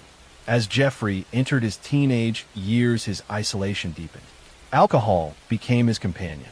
He began drinking heavily, even during school hours, hiding liquor in the folds of his clothing or stashing it in lockers. His classmates sometimes laughed about it, but his drinking was a symptom of a deeper emptiness that was consuming him. He felt disconnected from people. At the same time, Jeffrey was beginning to struggle with his own sexual identity, and he later admitted that his urges were mixed with fantasies of control and domination. The pivotal moment that marked his first descent into murder came in June 1978, shortly after his high school graduation. His parents had separated, and Jeffrey was left alone in the family home. One evening, he picked up a hitchhiker named Stephen Hicks. Stephen was a young man heading to a rock concert, and he accepted Jeffrey's invitation to stop at the house for some drinks. At first, the atmosphere was friendly, but as the night wore on, Jeffrey realized that Stephen wanted to leave. Panic and desperation filled him because Jeffrey did not want to be alone again. He struck Stephen with a dumbbell and strangled him. This was the first murder. Afterward, Jeffrey dismembered the body and disposed of it in the woods behind the house. This act haunted him, but it also awakened something inside him that he would later admit he could not control. In the years that followed, Jeffrey tried to appear normal. He briefly attended Ohio State University, but dropped out after only a few months. His drinking worsened, and his father forced him to enlist in the Army in 1979. Jeffrey trained as a medic in Germany. While stationed overseas, he continued to drink excessively. Some later reports suggested that he may have assaulted fellow soldiers, though these cases were never pursued in detail at the time. By 1981, he was discharged for his inability to function. With no stable direction, Jeffrey drifted between relatives and odd jobs. By the late 1980s, his impulses returned stronger. Living in Milwaukee in a small apartment, Jeffrey began frequenting gay bars and bathhouses. At first, he sought companionship, but his fear of abandonment twisted these encounters. He started drugging men to keep them unconscious during their encounters. Eventually, this progressed into murder once again. In 1987, he killed Stephen Twomey in a hotel room after a night of drinking. Jeffrey later claimed he awoke to find Stephen dead without memory of killing him, but this pattern of blackout, followed by violence, would repeat. Over the next 4 years, Dahmer embarked on a spree that would claim 16 more lives. His method was chillingly systematic. He lured young men and boys, often from marginalized communities, with promises of money or photographs. Once inside his apartment, he drugged them, strangled them, and kept their bodies for days. In some cases, he performed disturbing rituals of dismemberment and cannibalism. He kept skulls and body parts as trophies, storing them in his refrigerator in a blue barrel filled with acid. His obsession was not only with killing, but with creating a permanent companion who could never leave him. He attempted crude experiments of drilling holes into the skulls of victims and injecting chemicals in hopes of creating a compliant zombie-like partner. Despite the horror unfolding inside his apartment, Jeffrey remained surprisingly unnoticed. Several near escapes highlight the tragic failures of authorities. One of the most striking occurred in May 1991 when a 14-year-old boy named Konarak, Synthesum phone, managed to flee Jeffrey's apartment drugged and bleeding. Neighbors called police when they saw the boy wandering incoherently. Officers arrived, but Jeffrey convinced them that Konarak was his adult lover and that it was a private matter. The police accepted this explanation and left the boy in Jeffrey's custody. Within an hour, Jeffrey had killed him.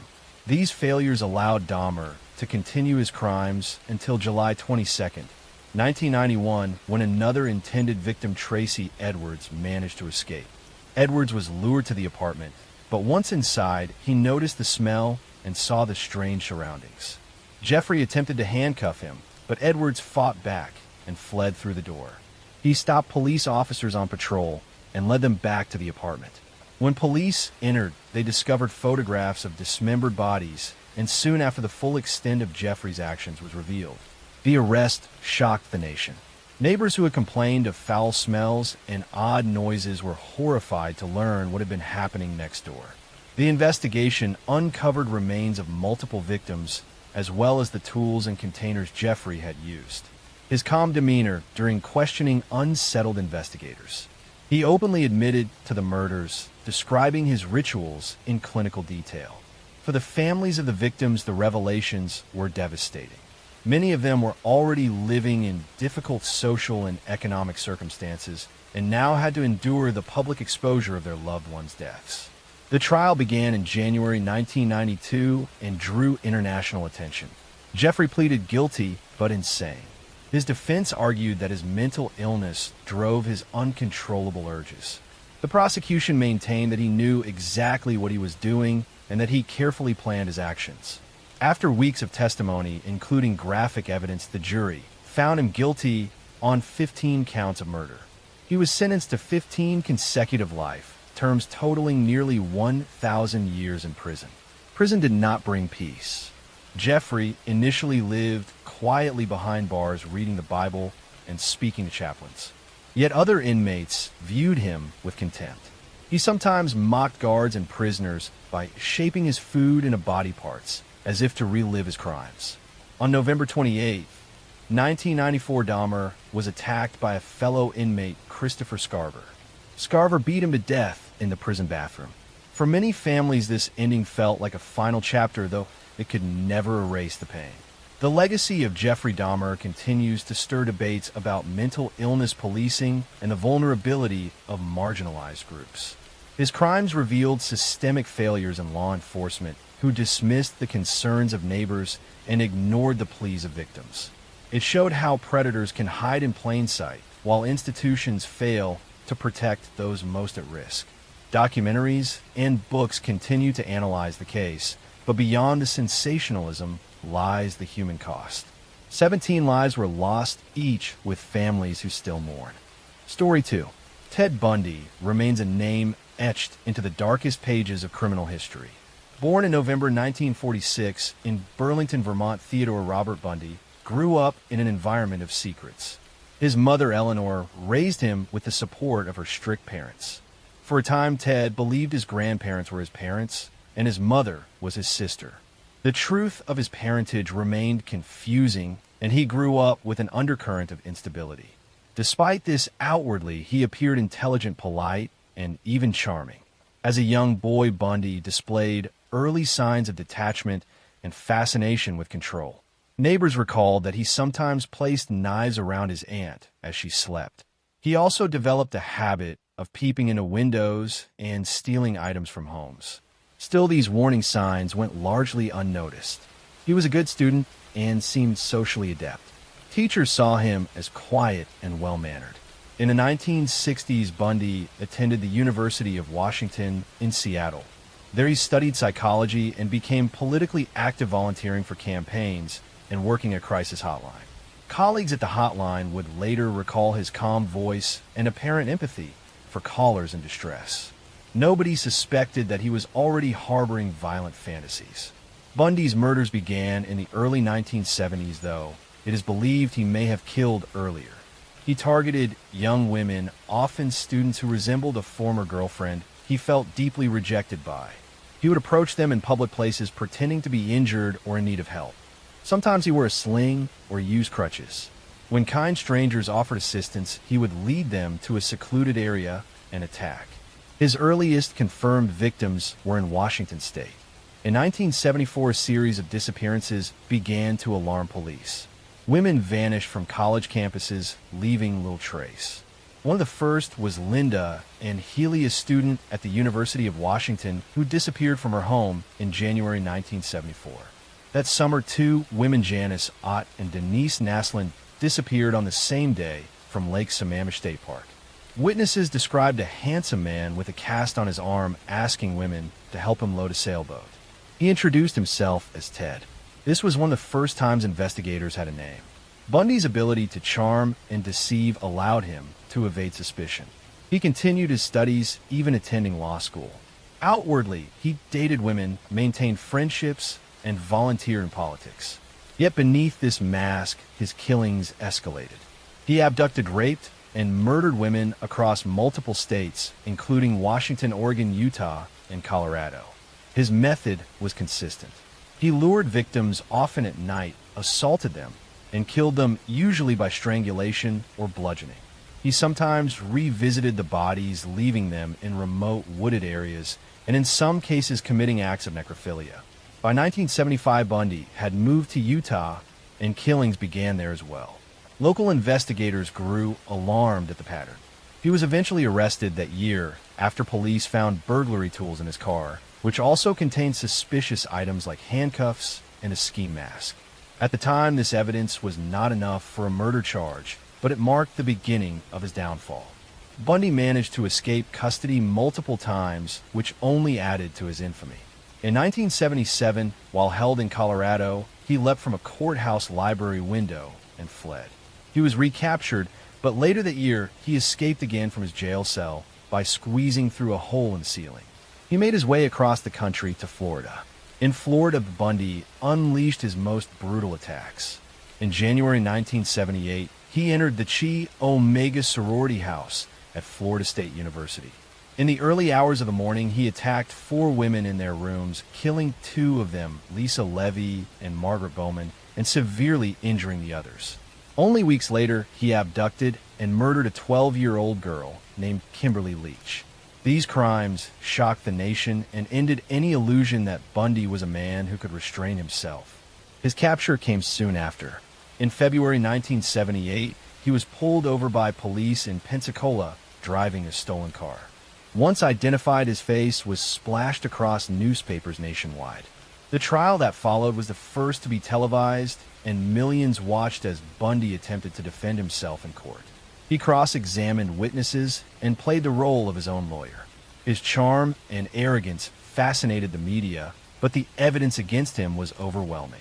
Bite mark analysis tied him to the Chi Omega murders, and witnesses placed him near the scenes. In 1979, Bundy was convicted and sentenced to death. Additional trials followed for the murder of Kimberly Leach, and he received another death sentence. Over the next decade, he lived on death row in Florida, appealing his case and granting interviews.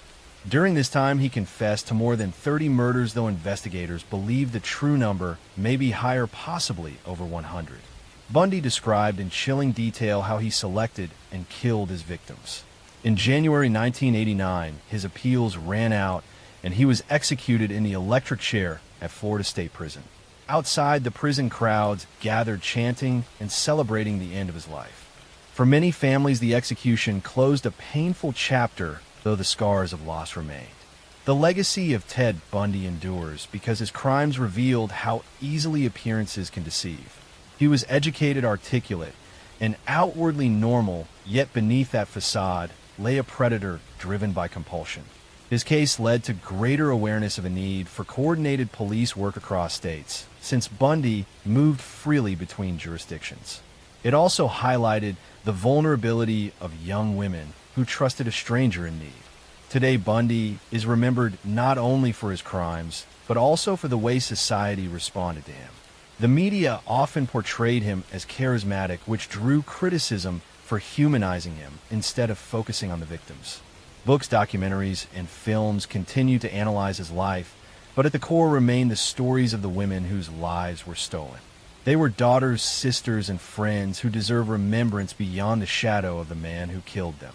Bundy's story is one of deception, manipulation, and cruelty wrapped in the mask of normalcy. It endures as a warning that evil can sometimes wear the most ordinary face. Story 3. John Wayne Gacy was born in March 1942 in Chicago, Illinois. He grew up in a working-class family with a father who was an alcoholic and physically abusive. His childhood was marked by fear and insecurity. Though he tried to please his father, nothing ever seemed enough. He suffered from health problems, including a heart condition that limited his activities. These early years shaped a man who longed for acceptance, but carried deep resentment and anger inside. Despite a difficult home life, Gacy worked hard to present himself as normal. In high school, he was not particularly athletic, but he participated in clubs and worked odd jobs. He developed an early interest in politics and community activities. After leaving school, he married and tried to build a stable life. For a time, he seemed successful. He managed several fast food restaurants and became involved in local organizations. His outward personality was friendly and generous. He hosted neighborhood gatherings and was known to dress as a clown named Pogo to entertain children at hospitals and community events. This image of the cheerful neighbor and community volunteer would later stand in sharp contrast to the darkness he hid. Beneath the mask of normalcy, Gacy was leading a double life. He had already faced accusations of assaulting young men in the 1960s while living in Iowa. He was convicted of sexually abusing a teenage boy in 1968 and sentenced to prison. Though he served less than 2 years, he returned to Chicago with a record that should have been a warning. Instead, he managed to rebuild his reputation. He remarried, started his own construction business, and became active in local politics. He was even photographed with prominent politicians. To the public, he was a respected businessman. To those closest to him, there were glimpses of volatility, but few suspected the horror that lay hidden. Gacy's crimes escalated in the early 1970s. He lured young men and boys to his home, often offering them work construction jobs or simply a safe place to hang out. Once inside his modest suburban house, he would overpower them. His method became ritualistic. He used handcuffs, sometimes presenting them as a party trick. After restraining his victims, he would assault, torture, and eventually strangle them. Most of the killings took place in his home, while his neighbors remained unaware. The number of victims grew over the years. Gacy buried many of them in the crawl space beneath his house. Others were disposed of in nearby rivers. The smell in the house became overwhelming at times, but Gacy explained it away as plumbing issues. He continued to maintain his outward image of normality, attending parties, working in politics, and performing as Pogo the Clown. The juxtaposition between his community role and his secret life made the eventual revelation all the more shocking. In 1978, his crimes began to unravel. That December, a teenage boy named Robert Pius disappeared after telling friends he was going to meet a contractor about a job. The contractor was John Wayne Gacy. When police began investigating, they quickly connected Gacy to other missing young men. They obtained a search warrant and entered his house. Inside, they found items that belonged to several missing victims. The stench from the crawl space raised immediate suspicions. A second search warrant allowed police to dig beneath the house. What they uncovered was a nightmare. Body after body was exhumed from the crawl space. In total, 29 victims were buried there, with additional remains found in rivers nearby. Many of the victims were teenagers or young men who had simply vanished without explanation. For families who had searched desperately for answers, the discovery was devastating. Gacy was arrested and interrogated. His demeanor shocked investigators. He confessed calmly to more than 30 murders, describing his methods in chilling detail. He admitted that he had sometimes killed 2 victims in a single night. He spoke of the killings as though they were routine parts of his life. His lack of remorse and the sheer scale of his crimes stunned even seasoned detectives. The trial of John Wayne Gacy began in 1980. It attracted enormous attention. Prosecutors laid out the evidence of his double life and the brutality of his murders. The defense attempted to argue insanity, but the jury was unconvinced. The calculated nature of his crimes and his ability to maintain a normal outward life demonstrated that he understood his actions. After only a short deliberation, the jury found him guilty on 33 counts of murder. It was one of the largest conviction totals for a single person in American history at the time. Gacy was sentenced to death. He spent 14 years on death row at Menard Correctional Center in Illinois. During this time, he painted hundreds of portraits, many of them depicting clowns. These paintings were sometimes sold at auctions, sparking controversy. Gacy gave interviews in which he denied responsibility despite his earlier confessions. He claimed he was the victim of a conspiracy. His shifting stories only added to his notoriety. On May 10th, 1994, John Wayne Gacy was executed by lethal injection. Outside, the prison crowds gathered in celebration. For many families, the execution brought some closure, though nothing could restore the lives that were lost. The sheer scale of his crimes left a permanent scar on the communities he had haunted.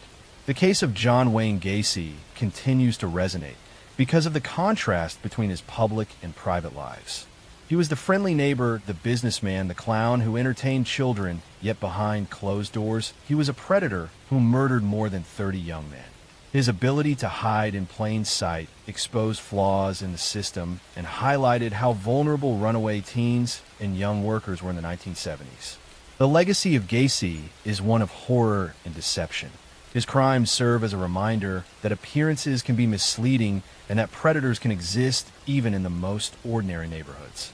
The memory of his victims endures as a testament to lives cut short by a man who wore a mask, both literal and figurative.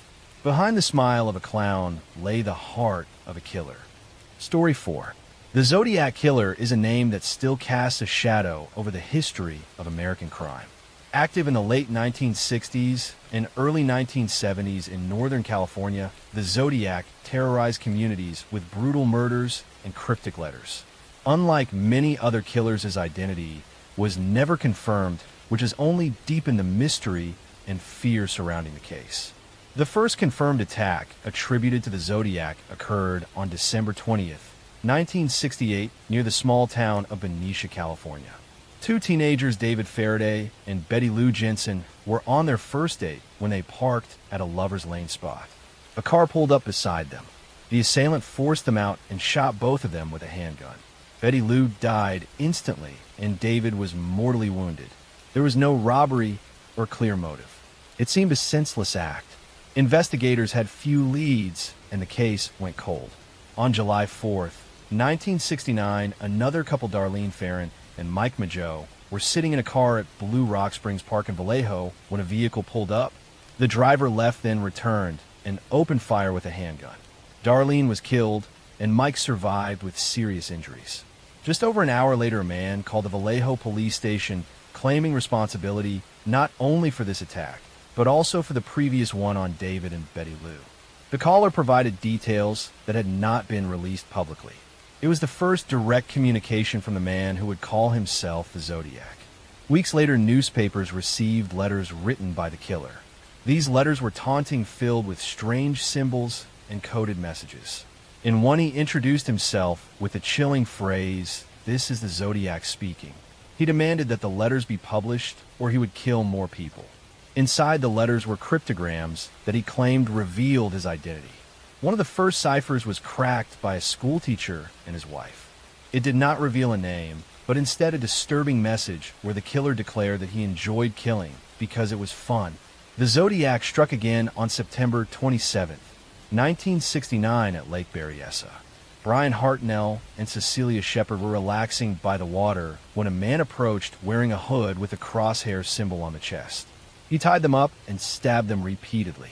Brian survived, but Cecilia later died. Before leaving the scene, the attacker scrawled a message on the victim's car door with the dates of his previous attacks and his distinctive crosshair symbol. Only 2 weeks later, on October 11th, 1969, the Zodiac murdered cab driver Paul Stein in San Francisco. He shot him in the head and then bizarrely cut a piece of the victim's shirt to send later with a letter. Witnesses saw the killer at the scene, describing him as a white male in his 30s with glasses. Despite this near miss, the Zodiac managed to escape into the night. Police rushed to the area, but confusion about the suspect's race led officers to let him walk past them. This mistake may have cost them their best chance at capture. Over the following years, the Zodiac continued to send letters to newspapers and police. In them, he mocked investigators, boasted about his crimes, and threatened mass killings. He claimed responsibility for dozens of murders, though only a handful have been definitively linked to him. The letters often included ciphers, some of which remain unsolved to this day. His messages revealed a man who craved attention and control more than anything. He wanted to be feared and to prove that he was smarter than the authorities. The investigation into the Zodiac was massive. Police departments across multiple counties worked together, but cooperation was strained at times. Thousands of tips poured in and hundreds of suspects were investigated. The most famous suspect was Arthur Lee Allen, a convicted child molester who lived in Vallejo and matched some descriptions. He was interviewed multiple times and even named in a search warrant. Circumstantial evidence pointed toward him, but definitive proof never surfaced. DNA analysis years later did not match him, though doubts and debates remain. As time passed, the Zodiac's letters grew less frequent. His last confirmed correspondence was in 1974. After that, the trail went cold. Some believe he died or was imprisoned for another crime. Others think he simply stopped writing and continued living quietly under a false identity. The lack of closure left victims' families and investigators frustrated. In the decades since the killings, the Zodiac has become part of American folklore. Books, documentaries, and films have kept the story alive. Amateur sleuths have dedicated their lives to decoding his ciphers and piecing together clues. In 2020, a team of codebreakers finally solved one of his unsolved ciphers sent in 1969. The message contained more taunts, but again, no name. This reinforced the idea that the Zodiac never intended to reveal his identity. His goal was to manipulate the public and instill fear. The impact of the Zodiac case was profound. It highlighted the challenges of interagency cooperation in the pre-digital era when communication between counties was slow. It showed how media attention could both aid and hinder investigations. The constant publication of his letters gave him the spotlight he desired, but also kept the public informed. To this day, the identity of the Zodiac remains unproven. DNA analysis offers some hope, but the evidence is limited and degraded by time. Theories abound, ranging from known suspects like Arthur Lee Allen to more obscure figures. Every few years, a new claim emerges about his identity, but none have been confirmed. The story of the Zodiac killer endures because it combines brutal violence with mystery. Unlike other serial killers who were eventually caught and exposed, the Zodiac remains a ghost figure lurking in the shadows of history. His victims were ordinary people, young couples enjoying evenings by the water, or a cab driver working late at night. Their lives were cut short by a man who wanted to be remembered for terror rather than for who he was. Today, more than 50 years later, the case continues to fascinate because it is unfinished. The unanswered questions leave space for endless speculation. The Zodiac's cryptic symbols remain as haunting reminders of a killer who manipulated fear with both weapons and words. His legacy is not only in the murders he committed, but in the way he exploited mystery itself, turning crime into a dark puzzle that is yet to be solved. Story 5. Richard Ramirez was born in February 1960 in El Paso, Texas. His childhood was marked by instability and violence. His father was strict and often abusive. His mother worked in a factory where exposure to chemicals may have affected her health. Richard grew up surrounded by poverty and dysfunction. From a young age, he was influenced by his older cousin Miguel, who had returned from serving in Vietnam. Miguel boasted about brutal acts he had committed during the war and even showed Richard disturbing photographs of women he claimed to have assaulted. At only 12 years old, Richard witnessed Miguel murder his own wife during a domestic argument. These traumatic experiences left deep scars on the boy who was already vulnerable. Richard began experimenting with drugs as a teenager, turning to marijuana and later LSD. He also developed a fascination with Satanism and dark rituals. He struggled in school and dropped out early. His petty crimes soon escalated into burglaries. By his early 20s, he had moved to California, drifting through Los Angeles and San Francisco, surviving on theft and immersing himself in a lifestyle of addiction and violence. His descent into murder began in 1984. That June, a 79-year-old woman named Jenny Vincow was found dead in her apartment in Los Angeles. She had been stabbed, and her body showed signs of mutilation. Police had no suspect at the time, but years later this crime was linked to Richard Ramirez. It marked the start of his killing spree. By 1985, the murders escalated dramatically. Ramirez gained the nickname the Night Stalker because he attacked in the middle of the night. He targeted homes across Southern California, breaking in while victims slept. His methods were unpredictable. Sometimes he used a gun, other times a knife or blunt objects. He killed men and women of all ages. He assaulted women and sometimes children. He left satanic symbols at crime scenes and forced victims to swear their loyalty to the devil. The randomness of his attacks created widespread fear because nobody knew who might be next. In March 1985, he attacked Maria Hernandez in her home in Rosemead. She survived by raising her hands and deflecting a bullet. Minutes later, he killed another woman, Tsai Lianyu, outside her car nearby. That same evening, he killed a third woman in her apartment. These rapid attacks terrified the city. Newspapers began covering the Night Stalker daily. Over the next months, Ramirez continued his spree. He invaded homes across Los Angeles and beyond, often leaving survivors who could describe his appearance. He was tall, thin, with rotting teeth and a foul odor that witnesses never forgot. His brutality shocked even seasoned detectives. In some cases, he forced couples to witness each other's assaults before killing one or both. He showed no consistent pattern except his desire to terrorize. The police struggled to catch him. At first, the crimes seemed unrelated because of the varying weapons and methods. But soon detectives connected the attacks by shoe prints left behind. A distinct sneaker pattern linked multiple scenes. The media reported on this detail, which angered investigators because Ramirez could have changed his shoes to avoid detection. Still, the clue remained vital. By the summer of 1985, his crimes reached a peak. He attacked in San Francisco, killing Peter and Barbara Pan in their home. The mayor of San Francisco publicly revealed that the killer used a .22 caliber handgun. Ramirez read the papers constantly and adjusted his tactics to confuse police. But mistakes piled up.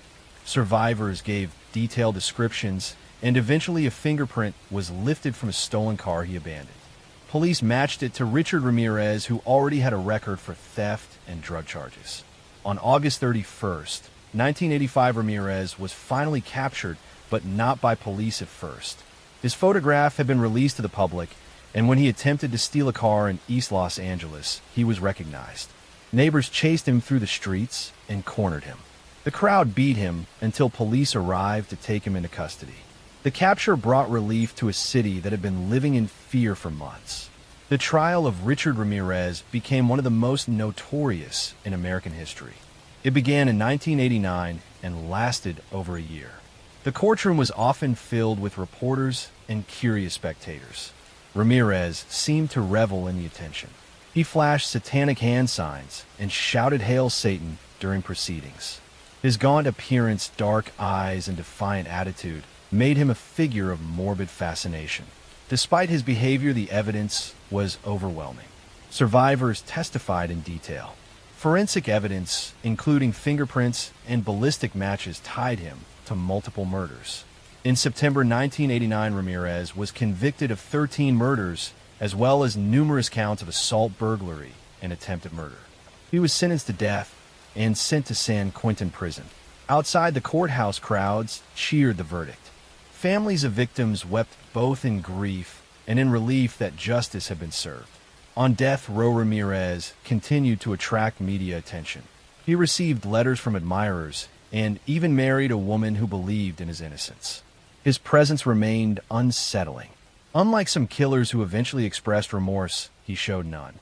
He continued to speak about Satanism and portrayed himself as an outcast who had embraced evil. Ramirez never faced execution. He remained on death row for more than 2 decades. In June 2013, he died of complications related to cancer at the age of 53. For some, the fact that he died of natural causes rather than execution was frustrating, but his death finally closed the chapter on his life. The legacy of the Night Stalker remains one of pure terror. His crimes were random, cruel, and driven not by need, but by a desire to spread fear. Unlike killers who targeted specific types of victims, Ramirez attacked anyone he encountered. This unpredictability magnified the panic in California communities. People began locking doors, installing new security systems, and staying awake at night terrified that he might strike. His story highlights the vulnerability of ordinary homes and the way one man can paralyze entire cities. The survivors of his attacks continue to carry the memories of those nights. The families of the dead live with the loss of loved ones whose lives were cut short in acts of senseless brutality. Richard Ramirez remains a reminder of the darkest extremes of human behavior. He called himself a servant of Satan, but in reality, he was a predator who preyed on the innocent. His name and the moniker Night Stalker endure in American memory as symbols of fear that once gripped a generation. Story 6. In the quiet rural town of Plainfield, Wisconsin, during the first half of the 20th century, life moved slowly and simply. The community was small, neighbors knew one another, and farms stretched across the flat landscape. Yet behind this peaceful setting there lived a man whose crimes would eventually horrify the entire nation. His name was Edward Theodore Gain. Ed Gain was born in August 1906 to George and Augusta Gain. His father was an alcoholic who struggled to hold steady work, while his mother was deeply religious, domineering, and strict. Augusta instilled in her 2 sons a belief that the world was filled with sin and corruption. She particularly warned them against women, describing them as instruments of immorality. Ed grew up isolated. The family rarely allowed social interaction, and the Gain children were discouraged from making friends. As a child, Ed was shy, quiet, and awkward. He was ridiculed by other children at school, which only pushed him further into isolation. His mother's teachings shaped him profoundly.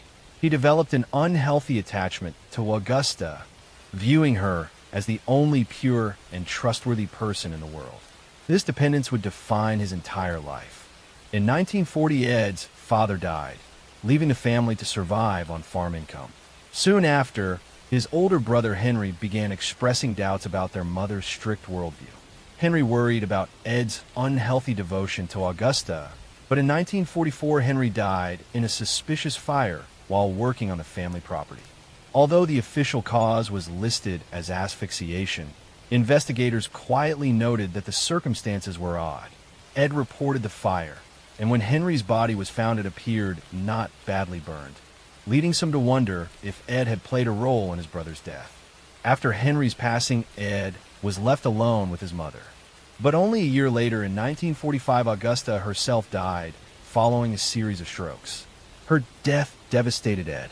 He had lost the one person who dominated his world and provided structure to his life. Without her guidance, he became reclusive, retreating into the farmhouse that grew increasingly filthy and cluttered. Most rooms were left untouched as shrines to Augusta, kept exactly as she had left them, while Ed confined himself to a few areas filled with debris and decay.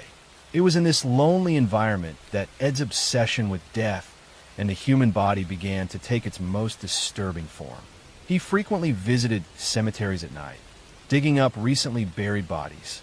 He removed skin, bones, and organs, taking them back to his farmhouse where he fashioned grotesque trophies. Investigators later discovered masks made of human skin, bowls crafted from skulls, and furniture upholstered with human hides. These creations suggested that Ed was attempting to recreate his mother's presence or even become her by wearing the skin of women he exhumed. For many years, his macabre activities went unnoticed. Plainfield was a small, trusting community, and Ed was seen as odd but harmless. He worked odd jobs, babysat for neighbors, and was known for being polite though strange. That perception changed in November 1957 when Bernice Wardens, the local hardware store owner, disappeared. Her store was found locked with bloodstains on the floor.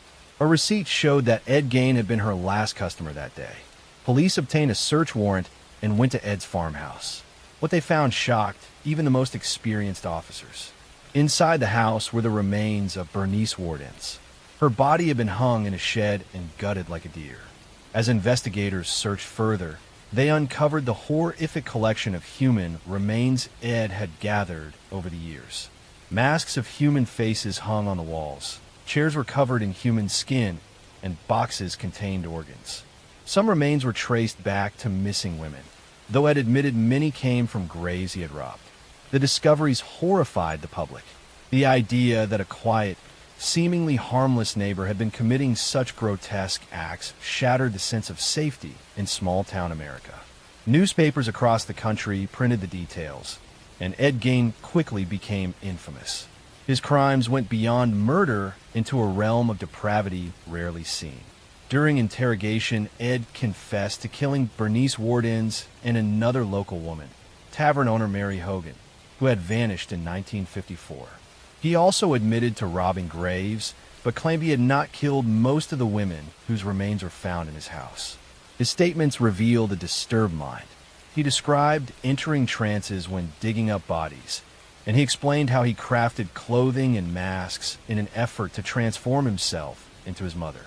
In 1958, Ed Gain was found mentally incompetent to stand trial and was committed to a psychiatric institution. For more than a decade, he remained there until doctors declared him fit for trial. In 1968, he was tried for the murder of Bernice Wardens. He was found guilty but insane, leading to his return to a mental hospital where he spent the remainder of his life. He died in 1984 at the age of 77. The case of Ed Gain left a lasting legacy not only in true crime history, but also in popular culture. His crimes inspired some of the most iconic horror characters in cinema, including Norman Bates in Psycho, Leatherface in the Texas Chainsaw Massacre, and Buffalo Bill in The Silence of the Lambs. His story raised questions about mental illness, isolation, and the dangers of unchecked obsession. For the people of Plainfield, the scars never fully healed. The town became associated with darkness it never asked for. Many locals avoided speaking about Ed Gain for decades, wishing to move past the horror. Yet the farmhouse where he committed his crimes became a site of morbid curiosity until it was eventually burned down. Ed Gain remains a figure of fascination because his crimes blurred the line between reality and nightmare. He was not the typical killer driven by greed or impulse. Instead, he was a man shaped by isolation, dominated by his mother, and consumed by fantasies that grew more grotesque after her death. His actions shocked a nation because they revealed what can emerge from loneliness and obsession left unchecked. Even today, his story is studied in criminal psychology as an example of how trauma, control, and mental illness can twist a life into something almost unimaginable. Behind every horror film inspired by his deeds is the reminder that these terrors were once real in a small Wisconsin town where people thought they knew their neighbors. Gary Leon Ridgway was born on February 18, 1949, in Salt Lake City, Utah. He was the second of 3 sons in a working-class family. His father, Thomas Ridgway, worked as a bus driver, while his mother, Mary, was a retail sales clerk. The family lived a modest life, struggling financially at times, but always trying to maintain appearances of normalcy. From the outside, their household seemed unremarkable, yet within its walls lay tensions and patterns of dysfunction that would later be seen as critical to the making of a killer. As a child, Gary was shy and slow to develop academically. He struggled with reading comprehension and was held back in school more than once. Teachers noticed that he seemed detached, often staring off or failing to grasp lessons. His classmates sometimes mocked him for his lack of intelligence, and he grew up with a deep sense of inferiority. This sense of being less than others would stay with him for life, shaping the way he related to people. At home, the Ridgway family environment was strained.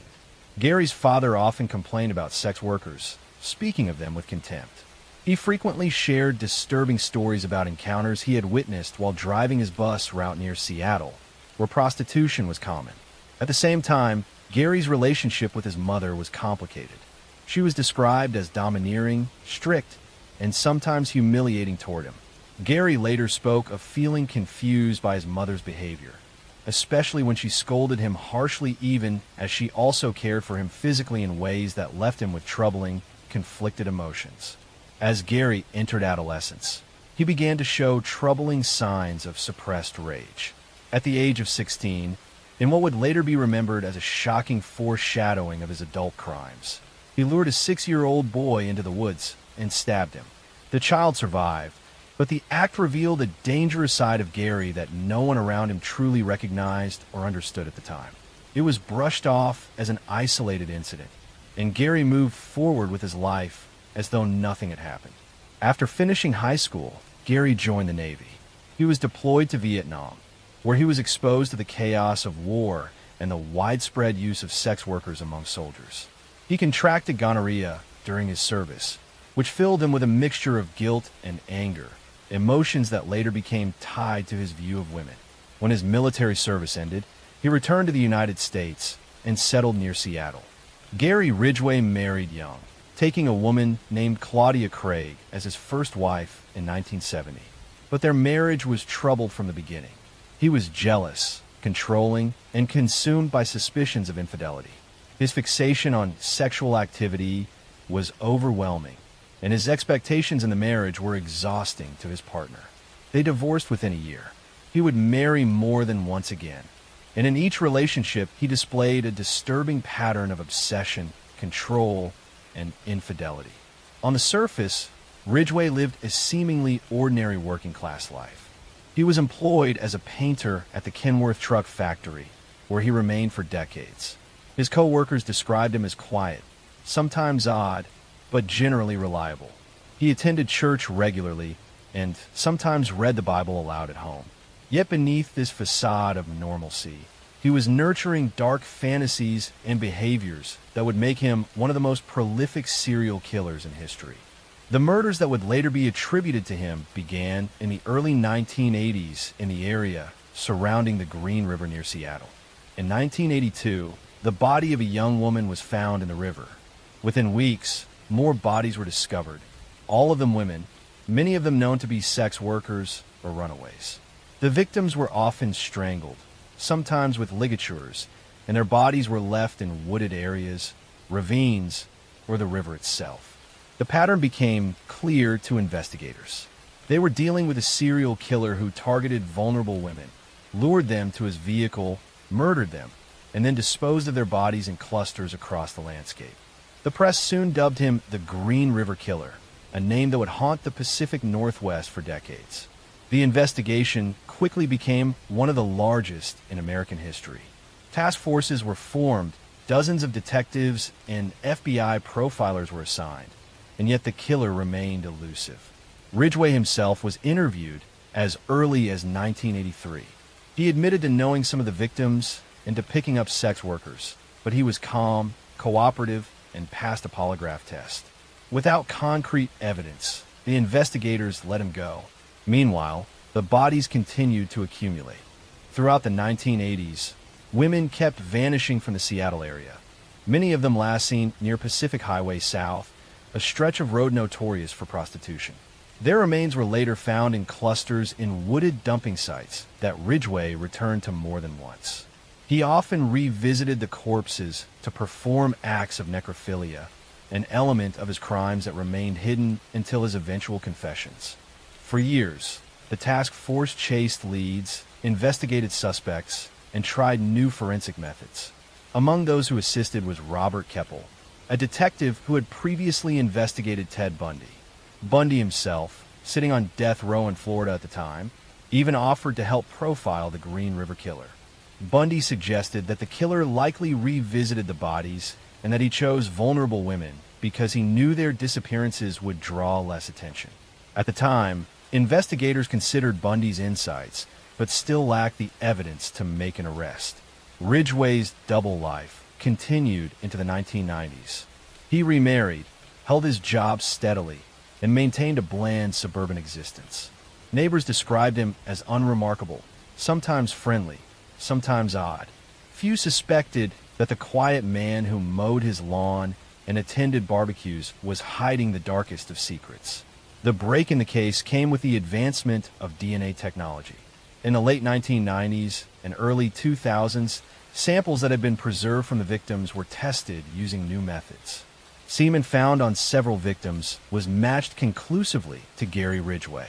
In 2001, nearly 2 decades after the first murders, Ridgway was finally arrested. The arrest shocked those who knew him. Many could not reconcile the ordinary factory worker with the monstrous crimes. In custody, Ridgway eventually confessed to an astonishing number of murders. He admitted to killing at least 70 women, though he was only formally convicted of 49. His confessions revealed chilling details. He spoke matter-of-factly, with no visible remorse, explaining how he chose women he thought no one would miss, how he strangled them in his truck or home, and how he returned to their bodies long after their deaths. In 2003, Ridgway accepted a plea bargain that spared him the death penalty in exchange for full cooperation. He led investigators to previously undiscovered remains and described his methods in cold detail. The families of the victims attended hearings, listening as he recounted the deaths of their loved ones. For many, it was a devastating experience, but it also brought answers after decades of uncertainty. Ridgway was sentenced to life in prison without parole, serving his time at the Washington State Penitentiary. He remains there to this day, one of the most prolific serial killers in United States history. Story 2. John Wayne Gacy was born on March 17, 1942, in Chicago, Illinois, into a blue-collar family of Polish and Danish descent. His father, John Stanley Gacy, was a World War I veteran and auto repair machinist who carried the scars of alcoholism and a violent temper.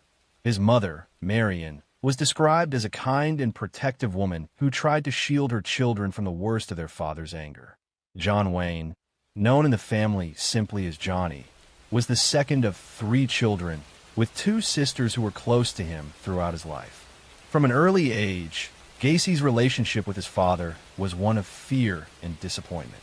The elder Gacy often belittled his son, calling him weak and stupid, mocking him for not being athletic, and sometimes beating him for minor infractions.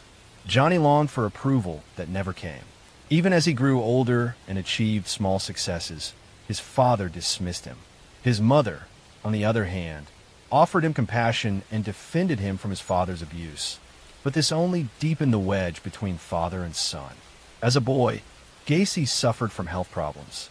He experienced fainting spells and was later diagnosed with a congenital heart condition that limited his ability to participate in sports. This weakness made him a target of bullying from peers and further scorn from his father, who saw physical strength as a mark of manhood. These early wounds of rejection and humiliation would stay with him for life. Despite his struggles, Gacy showed an ability to charm and make friends. He had a sociable nature and often tried to win people over with humor and friendliness. By his teenage years, he became active in community organizations, working in grocery stores, and showing leadership qualities that impressed many around him. Yet behind this affable exterior, he carried secrets of confusion about his identity, his desires, and his insecurities. After finishing high school, Gacy moved through a series of jobs, eventually finding work in management positions. He married his first wife, Marlyn Myers, in 1964, and the couple settled in Waterloo, Iowa, where her family owned a chain of Kentucky Fried Chicken restaurants. Gacy managed 3 of these restaurants, earning a good salary and presenting himself as a respectable young businessman. He joined the JCs, a civic organization where he rose quickly through the ranks, known for his enthusiasm and his ability to get others involved. But beneath this respectable exterior, Gacy harbored dark impulses. In 1968, he was charged with sexually assaulting a 15-year-old boy, an offense that shattered the image he had worked so hard to build. He was sentenced to 10 years in prison, and his wife divorced him, taking their 2 children and severing all ties. After serving just 18 months, Gacy was released in 1970 for good behavior. He returned to Chicago, determined to rebuild his life, but the seeds of his future crimes had already been planted. Back in Chicago, Gacy reinvented himself. He started a successful construction business, PDM Contractors, which specialized in painting, decorating, and maintenance. He remarried, this time to a woman named Carol Hoff, a divorced mother with 2 daughters. They moved into a house on Somerdale Avenue in Norwood Park, a quiet suburban neighborhood.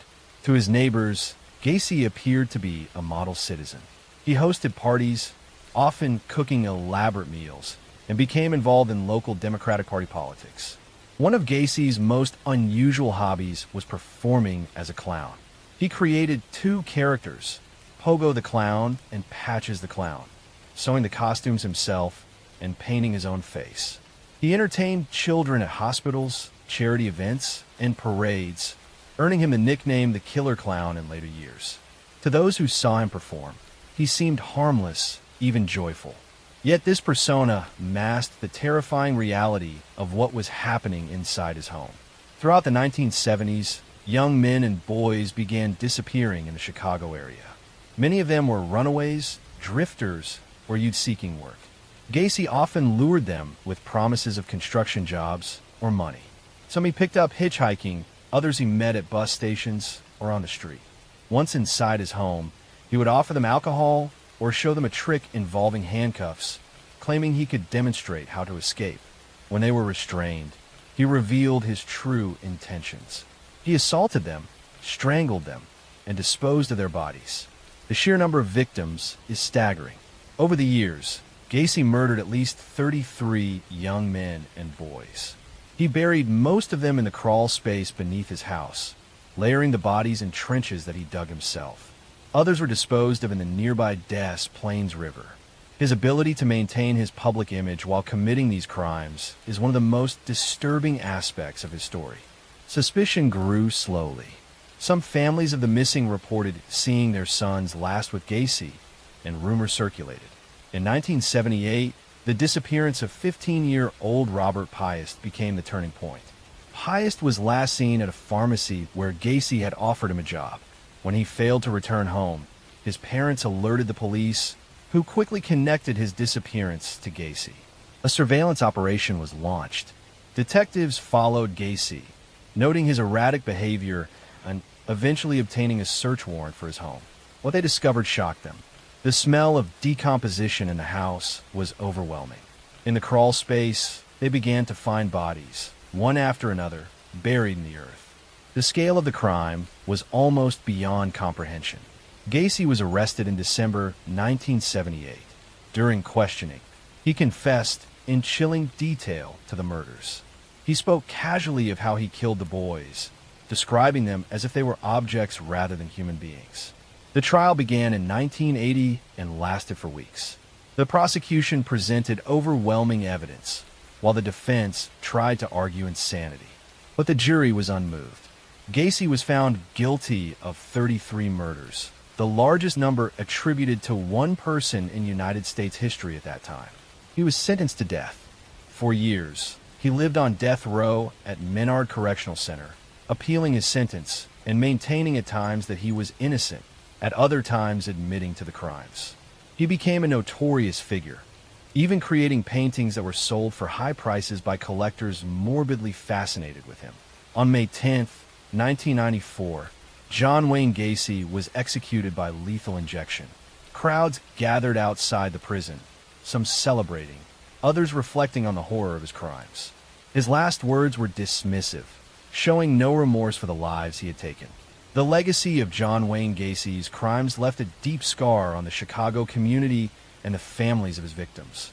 His ability to live a double life, to be a businessman, a community volunteer, and a clown who entertained children, while at the same time burying dozens of bodies beneath his home, remains one of the most chilling examples of hidden evil. His case also led to greater awareness of the need for better investigations into missing persons, especially those from vulnerable groups. Story 3. The story of Peter Sutcliffe, later known to the world as the Yorkshire Ripper, begins in a quiet and ordinary setting, one that gave little hint of the darkness that would one day emerge. Born in Bingley, West Yorkshire, in 1946, Sutcliffe grew up in a working-class family in post-war England. His early life was marked by a somewhat withdrawn personality, a boy who seemed more comfortable in solitude than in crowds. Teachers and peers noticed that he was shy and sometimes awkward, but there was little outward sign of what was to come. The landscape of his childhood was one of smoky industrial towns, strict social structures, and families trying to rebuild their lives in the aftermath of war.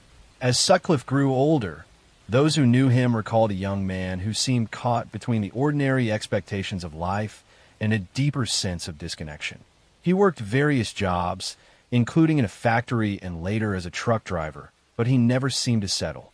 His relationships were strained, though he eventually married Sonia Surma in 1974, a woman who would remain by his side through much of the turmoil that was to follow. Their marriage was unusual, marked by long separations and a lack of intimacy, which only deepened Sutcliffe's sense of isolation. The crimes that would bring his name into infamy began in the mid-1970s. Between 1975 and 1980, women in the north of England began to be attacked with shocking brutality. Many were sex workers, living vulnerable lives on the margins of society. Others were simply ordinary women going about their daily routines. The killings were marked by a distinctive pattern, with the use of a hammer and a sharpened instrument that inflicted terrible injuries. The attacks were sudden, frenzied, and deeply violent, leaving behind scenes of horror that confounded the police and terrified the public. The press quickly seized upon the fear, labeling the unknown killer the Yorkshire Ripper, an echo of the Victorian-era Jack the Ripper murders in London. The name stuck, and with it came a wave of public panic. Women across the north of England lived under a shadow of dread, avoiding nighttime travel, staying in groups, and fearing the possibility that the next victim could be anyone. The climate of fear grew so severe that it reshaped social life, particularly for women, and placed immense pressure on law enforcement to find the culprit. The investigation, however, was plagued by mistakes. The West Yorkshire Police launched one of the largest manhunts in British history, interviewing thousands of men, compiling endless files of information, and struggling under the weight of both public expectation and their own internal errors. A major setback came in the form of the so-called Wearside Jack hoax. A man with a strong Sunderland accent sent letters and tapes to the police claiming to be the killer. The police, convinced of the authenticity of the recordings, diverted significant resources to focus on suspects with similar accents. In reality, the letters and tapes were fraudulent, later proven to have been sent by John Samuel Humble, a man with no connection to the actual murders. This misdirection allowed Sutcliffe to continue his killings while the investigation drifted off course. By the end of the decade, the list of victims had grown. Women such as Wilma McCann, Emily Jackson, Irene Richardson, Patricia Atkinson, Jane MacDonald, and many more had lost their lives in horrifying circumstances. Some victims were young women with children, others elderly, some students or shop assistants. Each case carried with it grief and devastation for families and communities, while the broader society lived with the constant unease of not knowing when or where the killer would strike next. Despite being interviewed by the police multiple times, Sutcliffe managed to avoid capture. He explained away inconsistencies, charmed his way out of suspicion, and benefited from the disorganization of the investigation. Files were misplaced, connections were overlooked, and the sheer scale of the inquiry left gaps through which Sutcliffe slipped repeatedly. The frustration of the detectives mounted and the anger of the public grew. Women's rights groups organized protests, demanding greater safety and accountability, and criticizing the police for failing to protect the vulnerable. The breakthrough finally came in January 1981. Sutcliffe was arrested in Sheffield after police officers noticed false number plates on his car. Inside the vehicle, they discovered tools that connected him to the series of murders. Further investigation revealed bloodstains, weapons, and other evidence that left little doubt as to his guilt. Once in custody, Sutcliffe confessed to many of the murders, speaking in a detached and almost casual manner that shocked investigators. He claimed that he had been commanded by voices, a supposed divine directive to rid the world of prostitutes. Whether this was a genuine delusion or an attempt to craft a defense is still debated, but it became a central element of his trial. In May 1981, Sutcliffe stood trial at the Old Bailey. The proceedings gripped the nation as the court heard testimony about the murders, the botched investigation, and Sutcliffe's mental state. His defense argued diminished responsibility, claiming he suffered from paranoid schizophrenia. However, the jury rejected this, and Sutcliffe was convicted of 13 counts of murder and 7 counts of attempted murder. He was sentenced to 20 concurrent life terms in prison, a sentence later upgraded to a whole life tariff, ensuring that he would never be released. The aftermath of the case left lasting scars on British society. Families of the victims struggled with grief for decades, while the surviving victims bore the trauma of their attacks. The failures of the police investigation led to a major public inquiry, which criticized the West Yorkshire police for their mishandling of the case and recommended sweeping reforms. The Wearside Jack hoaxer was eventually unmasked and imprisoned years later, adding another tragic dimension to the story of misdirection and lost lives. Sutcliffe himself spent the rest of his life in custody, moving between prisons and psychiatric facilities. He was attacked several times by fellow inmates and lived under heavy guard. His health declined in later years, and he died in 2020 after contracting COVID-19, bringing an end to the life of a man whose crimes had cast a shadow over an entire generation. The story of the Yorkshire Ripper remains one of the most haunting chapters in British criminal history. It is a tale not only of violence and cruelty, but also of systemic failure, public fear, and the resilience of those who demanded justice. It reveals how the actions of one man can alter the lives of countless others, and how institutions meant to protect can falter under pressure. For decades, it has served as a cautionary reminder of the need for vigilance, fairness, and the protection of society's most vulnerable. Story 4. The story of Richard Ramirez, who would become infamously known as the Night Stalker, begins far from the bright lights of Los Angeles, in El Paso, Texas, where he was born in February 1960. He grew up in a troubled household, the youngest of 5 children in a working-class Mexican-American family. His father was strict and often abusive, and young Richard, called Richie by his family, began spending long hours away from home to avoid conflict. He slept in cemeteries as a child. He wandered the streets at night, and he grew up surrounded by influences that were anything but stable. From an early age, Ramirez was exposed to violence and darkness that would shape him forever. His older cousin, Miguel, was a Vietnam veteran who returned from the war with photographs of atrocities and stories of brutality. Miguel would show these images to the impressionable boy and brag about acts of violence he committed overseas. Even more horrifying, Miguel once shot his wife in front of Richard, an act of domestic murder that Ramirez witnessed firsthand as a teenager. This exposure to blood and death left a deep imprint.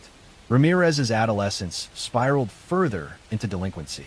He experimented with drugs, including LSD, and developed a fascination with Satanism, black magic, and horror. He idolized serial killers and murderers, studying their crimes as if they were role models. By his late teens, he was committing burglaries, drifting between jobs, and spending nights wandering city streets. Eventually, he left Texas for California, where the anonymity of Los Angeles provided the perfect landscape for his descent into crime. The wave of violence that earned him his place in history began in 1984. The first known murder linked to him was that of Jenny Vinkow, a 79-year-old woman who was brutally attacked in her Los Angeles apartment. Her death bore the hallmarks of the savagery that would characterize many of his crimes: forced entry, overwhelming violence, and sexual assault. At first, the murders seemed isolated, but within months, the pattern grew. In 1985, Los Angeles was gripped by terror. Ramirez embarked on a spree of home invasions, murders, rapes, and assaults that appeared almost random in their targets. He attacked the young and the elderly, men and women, people of different races and backgrounds. No one felt safe because there was no clear profile of who might be next. He entered homes at night, often through unlocked windows or doors, and his victims woke to unspeakable violence. Some were shot, others stabbed, many bludgeoned. He left behind scenes of horror that investigators struggled to connect at first, but soon the public and police alike realized they were facing one of the most sadistic criminals in modern American history. Ramirez developed a ritualistic pattern. He used guns, knives, or blunt objects. He often assaulted women sexually, sometimes in front of their partners or children.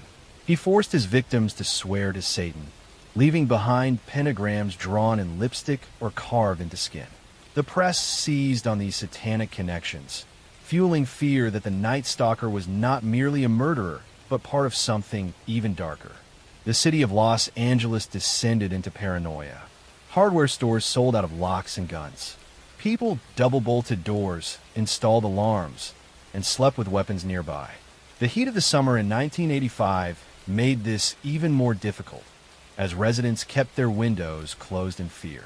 Every creak of the night became a cause for panic. The randomness of Ramirez's targets made him particularly terrifying. Unlike other killers who focused on specific types of victims, Ramirez struck without pattern, so no one felt safe. The police worked tirelessly, but Ramirez proved elusive. He used stolen cars, switched weapons, and left behind little that could lead directly to him. He killed in Los Angeles, but also traveled north to San Francisco, committing murders there as well, widening the scope of the hunt. A breakthrough came when a fingerprint lifted from a stolen car matched Richard Ramirez, whose criminal record included prior arrests. His face was soon plastered across newspapers and television screens, and the entire state knew his name. The capture of Richard Ramirez was almost cinematic in its drama. In August 1985, a resident in East Los Angeles recognized Ramirez from a newspaper photo. By chance, Ramirez had entered a local store and noticed his own face staring back at him from headlines. He attempted to flee, but was chased by a group of local residents. They cornered him, beat him, and held him down until police arrived. The Night Stalker had been brought down not by elite detectives, but by ordinary citizens who refused to let him escape. His trial was one of the most sensational in American history. Beginning in 1989, it stretched on for months, marked by shocking testimony, graphic evidence, and Ramirez's own disturbing behavior. He frequently flashed a pentagram drawn on his hand, shouted "Hail Satan" in court, and showed no remorse. His demeanor made him both feared and strangely idolized. Some followers wrote him love letters and attended his trial, drawn to his image as a dark antihero. But for the families of his victims, the trial was an agonizing ordeal, forcing them to relive the horrors inflicted by a man who seemed to revel in their pain. Ultimately, Ramirez was convicted of 13 murders, 5 attempted murders, 11 sexual assaults, and 14 burglaries. The evidence was overwhelming, and the jury sentenced him to death. He was sent to San Quentin State Prison, where he would remain for the rest of his life. Even in prison, Ramirez remained a figure of fascination and revulsion. He married a woman who had written to him while incarcerated, though their relationship eventually faded. He lived under the shadow of execution for more than 2 decades, appealing his conviction but never escaping his fate. In 2013, before his death sentence could be carried out, he died of complications related to B-cell lymphoma, ending his life behind bars. The legacy of Richard Ramirez's crimes is one of terror, sorrow, and unanswered questions. His victims and their families live with scars that never fully heal. The communities he terrorized remember the summer of 1985 as a time when fear was constant, when the Night Stalker seemed to be everywhere and nowhere at once. His case also changed the way Americans understood crime, highlighting the vulnerability of ordinary households and the randomness of violence. The Night Stalker remains a chilling symbol of predatory cruelty, a man whose actions revealed the darkest corners of human capability. His story endures not because of who he was, but because of the devastating impact he had on countless innocent lives, and a reminder of how fragile safety can be when confronted with evil. Story 5. The story of Dennis Lynn Rader, who became known to the world as the BTK Killer, begins in the small city of Wichita, Kansas, a place that for many years felt far removed from the kind of horrors that would eventually unfold there. Dennis Rader was born in March of 1945 in the tiny community of Pittsburgh, Kansas, before his family eventually moved to Wichita. From the outside, he seemed to grow up in an ordinary Midwestern household, with both parents working hard to provide for their children. Yet even in his childhood, troubling patterns began to emerge. He later admitted that from a young age he experienced violent sexual fantasies, often imagining scenarios where he bound and controlled women. These fantasies never disappeared. Instead, they grew stronger as he matured, becoming the foundation for the crimes that would terrorize Kansas for decades. Rader graduated from high school in 1963 and spent a brief time in college before enlisting in the United States Air Force. He served from 1966 until 1970, and after returning to Kansas, he attempted to live what looked like an ordinary life. He married his wife Paula in 1971, settled down in the Wichita area, found steady work first in a meat packing plant and later with an outdoor supply company, and eventually became a compliance officer for the city of Park City, a suburb of Wichita. He was also active in his church congregation, even serving as president of the church council. To neighbors and colleagues, he seemed strict and somewhat odd, but far from dangerous. No one could have imagined the hidden life he was leading. The first known murders attributed to Rader occurred in January of 1974, when he entered the home of the Otero family in Wichita. Inside were Joseph and Julie Otero and two of their young children. What unfolded that morning was an act of unimaginable violence. Rader bound each member of the family with cords and methodically killed them one by one. The brutality of the Otero murders stunned Wichita and immediately led police to believe a highly dangerous individual was at large. Yet investigators had few leads. There were no suspects, no clear motive, and no connection between the victims and a possible killer. The Otero murders might have remained an isolated tragedy, but soon afterward Rader made it clear he wanted recognition. In October of 1970, a local newspaper received a letter from someone claiming responsibility. The letter described details of the crime scene that only the killer could know. Most chillingly, the writer signed the letter with the initials BTK, standing for bind, torture, kill. That phrase would become inseparable from the crimes and the identity of the man who committed them. Over the following years, Rader struck again. In April 1974, he killed Catherine Bright, a young woman he attacked in her home after following her. 2 years later, in March 1977, he murdered Shirley Vian, a mother whose children he locked in a bathroom while he carried out the crime. In December of that same year, he killed Nancy Fox, an attack he later called one of his most significant. Rader continued to taunt police and media through letters and poems, always signing them BTK. His communications revealed a desire for notoriety and control. He wanted to ensure his crimes would not be forgotten and that his name would instill fear. Despite the communications, investigators struggled to identify the killer. The crimes appeared carefully planned, and the letters revealed a disturbing intelligence. Task forces were formed, tips poured in, but the identity of BTK remained elusive. By the early 1980s, Rader seemed to go quiet. In reality, he had not stopped having violent fantasies, but he began spacing out his attacks, making them harder to connect. In April 1985, he murdered Maureen Hedge, a neighbor who lived just down the street from him.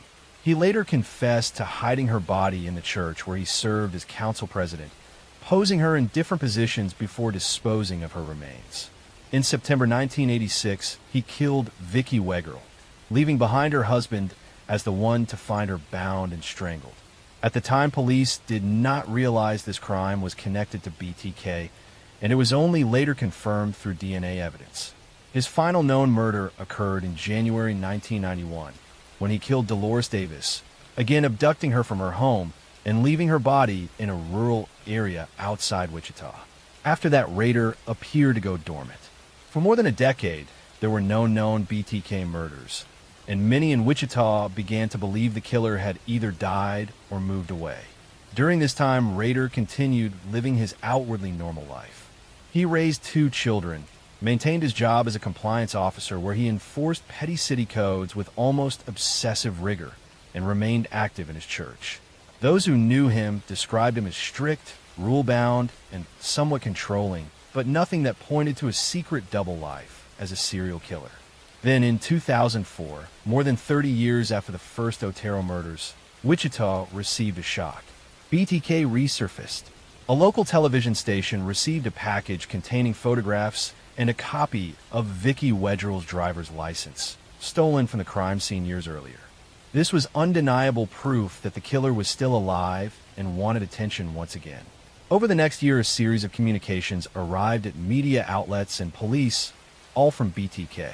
He sent packages containing crime scene items, letters describing his actions, and puzzles meant to taunt investigators.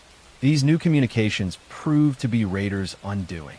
In one package, he asked police if they could trace information from a computer floppy disk. Investigators responded publicly through a newspaper ad suggesting it would be safe. When Rader eventually sent a floppy disk, forensic analysis revealed metadata linking the document to Christ Lutheran Church and the name Dennis Rader. Investigators quickly confirmed that DNA taken from Rader's daughter matched evidence preserved from earlier crime scenes. On February 25, 2005, Dennis Rader was arrested near his home in Park City. The news stunned the community. This man who had lived among them for decades, enforcing local codes and serving as a church leader, was now unmasked as the BTK killer. During interrogations, Rader calmly confessed to the murders, describing them in chilling detail. He showed no remorse, instead speaking about them as projects he had planned and executed. Rader was charged with 10 counts of first-degree murder, though he hinted at more crimes that could not be conclusively proven. In court, he pleaded guilty, giving a long and detailed confession that described each murder step by step. His demeanor was cold and matter-of-fact, horrifying the families of victims who listened in the courtroom. In August 2005, Rader was sentenced to 10 consecutive life terms without possibility of parole. He was sent to the El Dorado Correctional Facility in Kansas, where he remains today. His case continues to be studied for the way he maintained a double life, the methods he used to communicate with the public and law enforcement, and the failures and eventual success of the investigation that captured him. The aftermath of the BTK case left lasting scars on Wichita. For decades, families had lived in fear, never knowing who among them might secretly be BTK. The revelation that he was an ordinary neighbor and community leader was almost as terrifying as the crimes themselves.